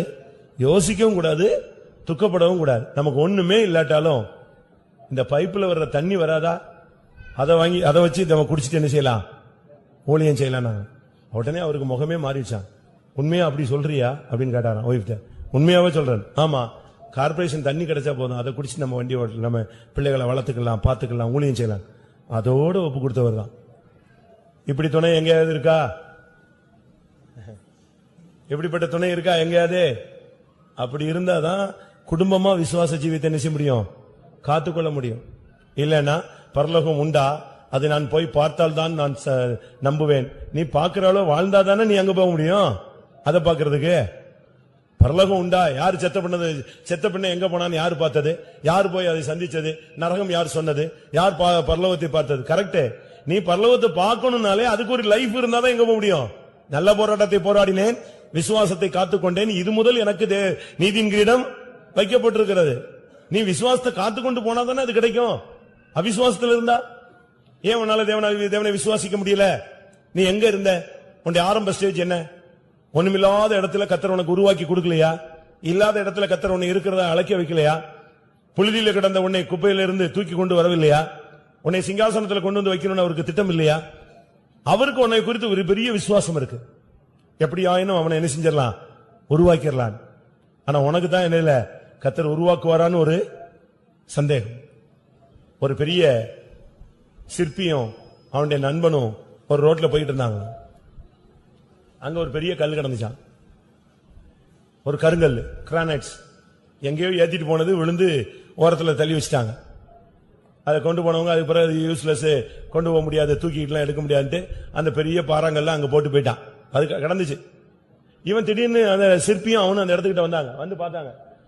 அப்படி பார்த்துட்டே போகும்போது நண்பனும் அவனும் பேசிட்டே போகும்போது சிற்பி நின்னுட்டான். நின்னுட்டு சொன்னானா, டேய் எவ்வளவு அருமையான ஒரு குதிரை நிக்குது பாடுறான். எப்படி இருக்கும்? அவன் சொன்னானா, ஏண்டா உனக்கு என்னடா ஆச்சு? நல்லதனடா இவ்வளவு நேரம் என் கூட வந்த, இப்ப திடீர்னு என்ன சொல்லிட்ட? ஒரு கண்ணை திறந்து பாடுறா, பெரிய பாறாங்கல் கிடக்குது, நீ என்ன சொல்லிட்ட? ஒரு பெரிய குதிரை நிக்குது, அழகான குதிரை நிக்குதுங்கிற, உன் கூட வந்தது பெரிய தப்புன்னு சொன்னான். 2 பேரும் போயாச்சு. நண்பன் போன பிறகு இவன் அடுத்த நாள் எங்க வந்துட்டான்? சிற்பி கல்லுகிட்ட வந்துட்டான். வந்து இரவும் பகலும் உட்கார்ந்து அவன் மைண்ட்ல அழகான ஒரு குதிரை, இந்த கல் உடையாது, இந்த கல்லை ஷைன் பண்ணா பயங்கரமா மின்னும், அவனுக்கு அது தெரிஞ்சிருச்சு. அழகா அந்த இடத்துல ஒரு குதிரைய அந்த கல்லுல வடிச்சிட்டான். வடிச்சு பார்த்தா அது அப்படியே ஒரிஜினலா உயிருள்ள ஒரு குதிரை மாதிரியே அதை நிப்பாட்டிட்டான். நண்பனை கூட்டு வந்தான், குறிக்கப்பட்ட காலத்துக்கு பின்ன நண்பனை கூட்டு வந்தான். நண்பனும் இவனும் வந்தான். வந்து நண்பனுக்கு அது மறந்தே போச்சு, இவன் புலம்புனதெல்லாம் அவனுக்கு மறந்து போச்சு. திடீர்னு வந்தா இப்போ இவன் ஒண்ணுமே சொல்லல, அவனை கூட்டு வெளியே வந்தான். வந்த உடனே சொன்ன, இங்க பாடுறா பெரிய அழகான ஒரு குதிரை நிக்கிறான். அப்ப போய் பார்த்தாதான் தெரிஞ்சது அது என்ன குதிரை, கல் குதிரை. அப்பதான் இவன் சொன்னான், நீ கல்லா பாக்குற, நான் அதை எப்படி பாக்குறேன், ஒரு குதிரைய பார்த்தேன். உன்னைய மத்தவங்க எல்லாம் விழுந்து போன ஒரு யாக்கோவா பார்ப்பாங்க, ஆனா தேவன் உன்னை யசூரனாய் பார்க்கிறார். ஆரம்பம் யாக்கோபு எத்தன், ஏமாத்துக்காரன், வஞ்சிக்கிறவன், திருடுறவன், எல்லாம் செய்யுது. ஆனா கர்த்தர் இவனை எப்படி மாத்தினாரு, இஸ்ரவேலாய் மாத்தினார். அவருடைய பார்வையில அவனை யசூரனாய் வச்சிருந்தார். ஆனா நம்முடைய பார்வையில யாக்கோபு எப்படித்தான் தெரிகிறாரு, இன்னும் அதே புருஷன் தான் தெரிகிறான், அதே மனைவி தான் தெரிகிறா, அதே விசுவாசி தான் தெரிகிறா. அவன் இப்படித்தான், அவன் இப்படித்தான். இந்த பயோடாட்டாவை முதல்ல நீங்க இன்னைக்கு அரெஸ்ட் பண்ணிடணும். ஒவ்வொருத்தரை பத்தி இருக்கிற தவறான எண்ணங்களை நீங்க நினைச்சீங்க, அவிசுவாசத்தை எடுத்துருங்க. திருந்த மாட்டாரு, திருந்த மாட்டா அப்படிங்கிற ஒரு இதே நினைச்ச கூடாது, நீங்க உங்க மனசுல கொண்டு வரக்கூடாது. தேவன் ஒரு மனசுல ஒண்ணு வச்சிருக்கிறார். யாக்கோபிலே நான் அக்கிரமத்தை காண்கிறதில்லை, இஸ்ரவேலிலே நான் குற்றம் பிடிக்கிறதில்ல. நீங்க பாருங்க, யாக்கோபு யாக்கோபு யாக்கோபுன்னு தான் சொல்லிட்டே இருக்கீங்க. கர்த்தர் அவரை கொஞ்ச நாளா எப்படி மாத்திட்டாரு, இஸ்ரேல் இஸ்ரேல் இஸ்ரேல் மாத்திட்டாரு. ஆனா கடைசி அவன் சாகும் பொழுது அவனுடைய லைஃப் எப்படி மாறிச்சு தெரியுமா, யாக்கோபே இஸ்ரவேலே நான் தெரிந்து கொண்ட யசூரனே அப்படின்னா யாரு, அது ஒரு தனி ஆள் இல்ல, இவனுடைய தேர்ட் ஸ்டேஜ். ஃபர்ஸ்ட் ஸ்டேஜ் யாக்கோபு, இரண்டாவது ஸ்டேஜ் இஸ்ரேல். ஒரு காலத்துல பாவி, அடுத்து ஒரு விசுவாசி, அடுத்த ஸ்டேஜ் பரிசுத்தவான். யசூரன் சொன்னா என்ன அர்த்தம் தெரியுமா, கடவுளுடைய நீதிமான். எப்படி இருக்கும் பாருங்க. கர்த்தர் அவனை அப்படித்தான் மைண்ட்ல வச்சிருந்தார். இவங்க நினைச்சதெல்லாம் அண்ணனை ஏமாத்திட்டான், மாமனை ஏமாத்திட்டான், அப்பாவை ஏமாத்திட்டான், வரிசை எல்லாரையும் ஏமாத்திட்டே வர்றான். இப்ப பாருங்க, ஜெபம் பண்றது கூட பாத்துங்க பயங்கரமா ஆண்டவரே ஏமாத்துற மாதிரி தான் என்ன செய்யறான், முழங்கால் நிக்கிறான். அப்படித்தானே, 7 மணி நேரம் நின்னா முழங்கால, என்னை ஆசீர்வதித்தால் ஒழிய நான் என்ன செய்ய மாட்டேன், விட்டவே மாட்டேன். சரி, இப்படியே ஆசீர்வதிக்க முடியாது, அவனுக்கு அன்னைக்கு பேரை என்ன செஞ்சாரு, இஸ்ரேல்னு பேர் வச்சு ஆசீர்வதிச்சுட்டு போனார். ஆனா அதை அவனை அப்படியே விடவில்லை. அடுத்து அவனை எந்த ஸ்டேஜ் தூக்கிட்டு வந்தாரு, அவருடைய மைண்ட்ல யாக்கோபு கிடையாது, அவருடைய மைண்ட்ல யசூரன். அவருடைய மைண்ட்ல உன்னை விசுவாசியா தான் பாக்குறது இல்ல, அவருடைய மைண்ட்ல உன்னை மனவாட்டியா தான் பார்க்கிறார். அந்த ஒரே நோக்கத்துல தான் நீ வியாதிப்பட்டாலும், நீ பின்மாறி போனாலும், நீ சோர்ந்து போனாலும், விடாய்த்து போனாலும், விழுந்தாலும் எழுந்தாலும் அவர் உன்னை தூக்கி எடுத்து எப்படியோ கொண்டு வர்றதுல நோக்கம் என்னன்னா, எப்படியாயினும் உன்னை கரைதரை இல்லாத ஒரு ஆளா நிறுத்த முடியுங்கிறது, அவருடைய அந்த ரத்தத்துக்கு வல்லமை உண்டுங்கிறத என்ன செய்யறாரு, விசுவாசிக்கிறார். என்னுடைய மரணம் வீணா போகல, நான் உயிர் திறந்தது வீணா போல, இவனை எப்படியாயும் நான் கொண்டு வருவேன். அந்த பெரிய திட்டம் அவருக்கு இருந்துச்சு. அதனால பிரியமானவர்களே, முதலாவது நம்முடைய ஜீவியத்துல அவிசுவாசத்தை நீக்க வேண்டும். விசுவாசிங்க. கடைசியாக மத்தேயு எழுதின சுவிசேஷம் 28ஆம் அதிகாரம் 7ஆம் வசனம். சீக்கிரமாய் போய் அவர் மரித்தோரிலிருந்து எழுந்தார் என்று அவருடைய சீசர்களுக்கு சொல்லுங்கள், அவர் உங்களுக்கு முன்னே கலிலேயாவுக்கு போகிறார், அங்கே அவரை காண்பீர்கள், இதோ உங்களுக்கு சொன்னேன் என்றார். கடைசியா சொல்றாரு, அவர் சொல்லிட்டு போறாரு. அந்த தூதர்கள் சொல்றாங்க, நீங்க எல்லாரும் இப்ப அவரை பார்க்கணும்னு ஆசைப்படுறீங்களா? பார்க்கணும்னா எங்க போங்க, நீங்க பார்க்கணும், உயிர்த்தெழுந்த இயேசுவை பார்க்கணும்னு ஆசைப்படுறீங்களா? இயேசுவை மகிமையில பார்க்கணும்னு ஆசைப்படுறியா? இயேசு வரும்பொழுது நீ அவரை பார்க்கணும்னு ஆசைப்படுறியா? எக்காலம் தொனிக்கும் பொழுது நீ மறுரூபமாகணும்னு ஆசைப்படுறியா? அவரை உயிர்த்தெழுந்த இயேசுவை பார்க்கணும்னா கடைசி மெசேஜ், நீ எங்க போனோம்? கலிலேயா போகிறேன். கலிலேயான்னு சொன்னா ஒரு வட்டம்னு அர்த்தம், இல்லாவிட்டால் தேவ சித்தம்னு அர்த்தம். ஒரு தேவனுடைய பிள்ளை இயேசுவை உயிர்த்தெழுந்த இயேசுவை பார்க்கணும்னா அவனுடைய வாழ்வின் துக்கங்களை, அவனுடைய கண்ணீரை மாற்றுகிறார், துக்கங்களை மாற்றுகிறார், சமாதானத்தை கட்டளிடுகிறார், பின்மாற்றத்தை மாற்றுகிறார், அவனுடைய அவிசுவாசத்தை மாற்றுகிறார், அவனை ஆசீர்வதிக்கிறார். எல்லாவற்றுக்கும் மேலாக கடைசியாக அவன் அவரை பார்க்க வேண்டுமானால், கடைசியாக அவன் கலிலேயாவுக்கு போனால் அங்கே அவரை பார்க்கலாம். அதான் செய்தி. உடனே அவங்க போனாங்க, கலிலேயாவுக்கு போகும்படி அவர்களுக்கு சொல்லுங்கள், அங்கே அவர்கள் என்னை காண்பார்கள். எல்லாரும் ஓடி போய் கலிலேயாவுல போய் சேர்ந்தாங்க. மத்தேயு 28:16. அங்கே அவர்கள் அவரை கண்டு பணிந்து கொண்டார். இயேசுவை பார்த்து மகிமையிலே வரப்போகிறார். இயேசு மறுபடி சீக்கிரமாய் வரப்போகிறார். அவரை பார்க்கணும்னா நீ எங்க போகணும்?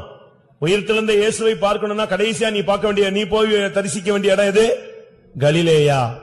நீ கலிலேயாவுக்கு போனா தேவ சித்தத்தை நீ செய். உனக்கு கடைசி மெசேஜ். தேவ சித்தம் என்ன? வாலிப பையங்க பிள்ளைங்க விவாகத்தை பத்தி யோசிக்கவே கூடாது. அதுக்காக விவாகம் கட்டக்கூடாது நான் சொல்லல. தேவ சித்தம் என்ன? ஒரு காலேஜ் படிப்பு முடியுது, அடுத்த காலேஜ் போனா எப்படி நான் என்ன படிப்பு நான் எடுக்கணும்னு ஆண்டவர்கிட்ட கேளு. கர்த்தர் உனக்கு கரெக்டா அந்த தேவ சித்தத்தின்படி உள்ள படிப்பை கொடுப்பார். வேலைக்கு போறது கர்த்தர் தேவ சித்தப்படி உள்ள வேலையை உனக்கு என்ன செய்வாரு? கொடுப்பார். அது தேவன் நடத்துவார். விவாகமா கர்த்தர் தேவ சித்தப்படியே நடத்துவார். ஊழியமா விவாகமா அப்படி ஒரு கட்டம் வரும்போது உபவாசம் போட்டு ஜெபம் பண்ணு. தேவ சமூகத்துல காத்துரு. அவசரப்பட்டு அதிரடியா எங்கேயா போய் கழுத்தை நெஞ்சிடாத. எழுப்புதல் அடைஞ்சு ஊழியத்துக்கு போயிடாத. பின்மாறி போய் ஊழிய கல்யாணத்தையும் கட்டிடாத. நில்லு. தேவ சித்தம் என்னது? ரோமர் 12:1 என்ன சொல்லி இருக்கிறது? நன்மையும் பிரியுமான பரிபூர்ண சித்தம் இன்னதென்று பகுத்தறிந்து நீ அதுக்கு பிறகு ஒப்புக்கொடு. உன்னை குறித்த தேவனுடைய திட்டம் வாசிங்க. ரோமர் 12:1. அப்படி இருக்க சகோதரரே, நீங்கள் உங்கள் சரீரங்களை பரிசுத்தமும் தேவனுக்கு பிரியமான ஜீவ பலியாக ஒப்புக் கொடுக்க வேண்டும் என்று தேவனுடைய இரக்கங்களை முன்னிட்டு உங்களை வேண்டிக் கொள்கிறேன். இதுவே நீங்கள் செய்யத்தக்க புத்தியுள்ள ஆராதனை. நீங்கள் இந்த பிரபஞ்சத்துக்கு ஒத்த வேஷம் தெரியாமல் தேவனுடைய நன்மையும் பிரியமும் பரிபூர்ணமான சித்தம் என்னதென்று. நன்மை, பிரியம், அடுத்து பரிபூர்ண சித்தம். இந்த மூணையும் நீ கரெக்டா கிளியர் பண்ணிக்க. நன்மையான சித்தம் என்ன? ஆண்டவருக்கு பிரியமான சித்தம் என்ன? பரிபூர்ண தேவ சித்தம் என்ன? இதை நீ அனலைஸ் பண்ணிட்டு அடுத்த ஸ்டெப்ல கையெழுத்து. ஒரு பிள்ளை பிறந்துச்சுன்னா நீங்க அந்த பிள்ளைகளுக்காக ஜெபம் பண்ணு. கர்த்தாவே இவனை குறித்து என்ன நோக்கம்? ஒரு அம்மா தூத்துக்குடியில ஒரு அம்மாவுக்கு பையன் பிறந்துச்சு. பையன் பிறக்கும் போது அவங்க ஜெபிச்சாங்க, கர்த்தாவே எனக்கு ஒரு ஆம்பளை பிள்ளை தாரீங்க, இவனை குறித்து உங்களுடைய நோக்கம் என்ன? இவன் எப்படி இருப்பான்? எப்படி வளருவான்? இவன் எப்படி, இவனுடைய ஃபியூச்சர் எப்படி இருக்கும் அப்படின்னு அவங்க ஒரு ஜெபம் பண்ணாங்க. அப்ப ஆண்டவர் சொன்னாரா, இவன் ராஜாக்களை கணக்கு கேட்கிறவனாய் மாறுவான்னு சொன்னார். ராஜாக்கள் காலங்கள்லாம் முடிஞ்சு போச்சே. இந்தியால ராஜாக்கள் காலங்கள்லாம் முடிஞ்சு போச்சு. ஆனா இப்ப கர்த்தர் என்ன சொல்றாரு? இவன் ராஜாக்களை கணக்கு. சரின்னு அந்த மனசுல வச்சுக்கிட்டாங்க. அவன் வளர்ந்தான், படிச்சான், பாலிமா மாறினான், டிகிரி எல்லாம் முடிஞ்சது. கடைசியில பார்த்தா கவர்மெண்ட்ல ஆடிட்டரா ஜாயின் பண்ணான். கவர்மெண்ட்ல ஒரு சென்ட்ரல் கவர்மெண்ட்ல ஒரு பெரிய டாப் போஸ்ட்ல ஆடிட்டரா ஜாயின் பண்ணான். அந்த அம்மாக்கு அது ஒண்ணுமே புரியல. அவனுக்கு அது மறந்தே போயிடுச்சு. திடீர்னு ஒரு நாள் டெல்லியில இருந்து ஒரு அவசர அழைப்பு, நீங்க போய் மைசூர் பேலஸ அக்கவுண்ட்ஸ கிளியர் பண்ணணும். புரியுதா உங்களுக்கு? மைசூர் ராஜாவுடைய அரண்மனையுடைய கணக்கை நீ என்ன செய்யணும்? போய் கிளியர் பண்ணணும். அப்பதான் இந்த அம்மாவுக்கு புரிஞ்சுது, ராஜாக்களுடைய கணக்கை பார்ப்பான். எப்படி இருக்கும் தீர்க்கதரிசனம் எப்படி வருது பாருங்க. உங்க பிள்ளைகளை குறிச்சு பிறக்கும் போது சீயோனா எருசலேமான்னு கேட்டீங்களா? என்ன சொன்னாரு? என்ன சொன்னாரு? இஸ்மவேல் பிறந்த உடனே சொன்னார், இவன் துஷ்டனாய் இருப்பான். போச்சா? இன்னைக்கு வரைக்கும் அவன் எப்படிதான் இருக்கான்? தீவிரவாதியா தான் இருக்கான். உங்க பிள்ளைகளை பிறக்கும் போது ஏதாவது கேட்டீங்களா? இனிமே கேட்க போறேன்னு சொல்றீங்களா? கேட்டு பாருங்க. கர்த்தர் அவங்க குறித்து ஒரு திட்டத்தை என்ன செய்வார்? உங்களுக்கு வெளிப்படுத்துவார். இங்கே நாம் பார்க்கும் பொழுது இயேசு சொன்னார், கலிலேயாவுக்கு போங்கள். தேவ சித்தத்தை புரிந்து கொண்டு நம்முடைய வாழ்க்கையில வாழ்ந்தால் தேவ சித்தத்தின் முடிவு நம்மை இயேசுவினிடத்தில் கொண்டு போய் சேர்க்கும். எல்லாரும் கண்களை மூடுவோம். உயிர்த்தெழுந்த இயேசு இந்த அன்றைக்கு அவர்களை சந்தித்து விட்டுத்தான் 40 நாள் முடித்த பின்பு அவர் ஆசீர்வதித்து விட்டு அவர் பரத்துக்கு பிதாவின் மகிமைக்கு கடந்து போனார்.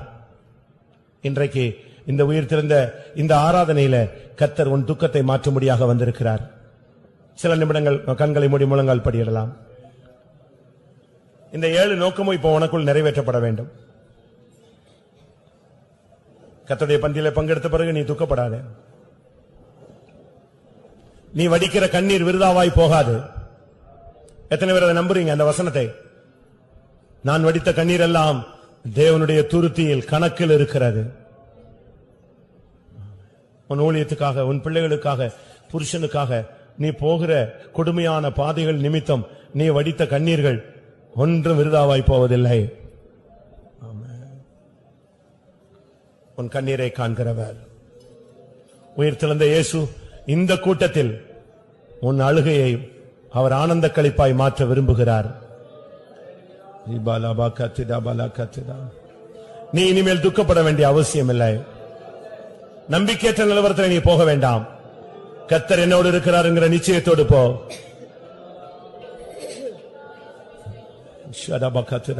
நீ உன் துக்கத்தை மாற்றுகிறவர் வந்திருக்கிறார். உன் துக்கத்தை சுமந்தவர் வந்திருக்கிறார்.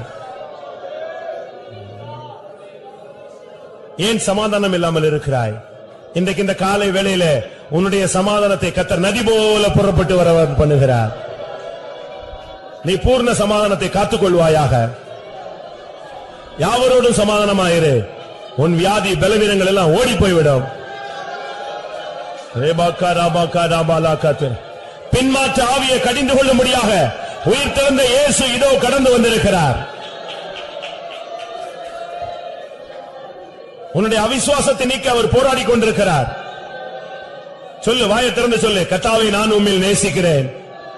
ஆண்டவரே நான் உம்மை விசுவாசிக்கிறேன்.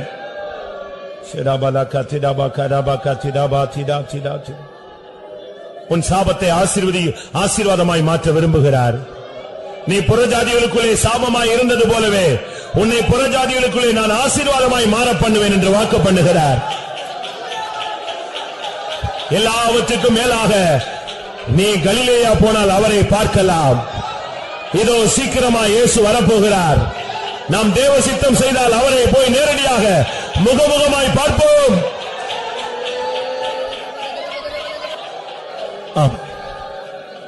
நான் மறுபடியும் சொல்லுகிறேன், உன் கண்ணீரை கர்த்தர் கண்டிருக்கிறார். எசேக்கியாவே, உன் கண்ணீரை கண்டேன். உன் துக்கத்தை நான் அறிந்திருக்கிறேன். உன்னுடைய தோல்வி எனக்கு தெரியும். நீ பின்மாறி போனாய் என்று மற்றவர்கள் சொல்லுகிறார்கள். உன்னுடைய பின்மாற்றத்தின் சூழ்நிலையை நான் அறிவேன். நீ என்னை நேசிக்கிறாயா? நீ என்னை விசுவாசிக்கிறாயா?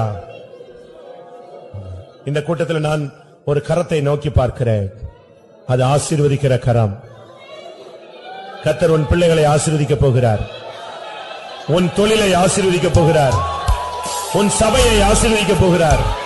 உன் ஊழியத்தை கர்த்தர் ஆசீர்வதிக்க போகிறார். ஆமென்.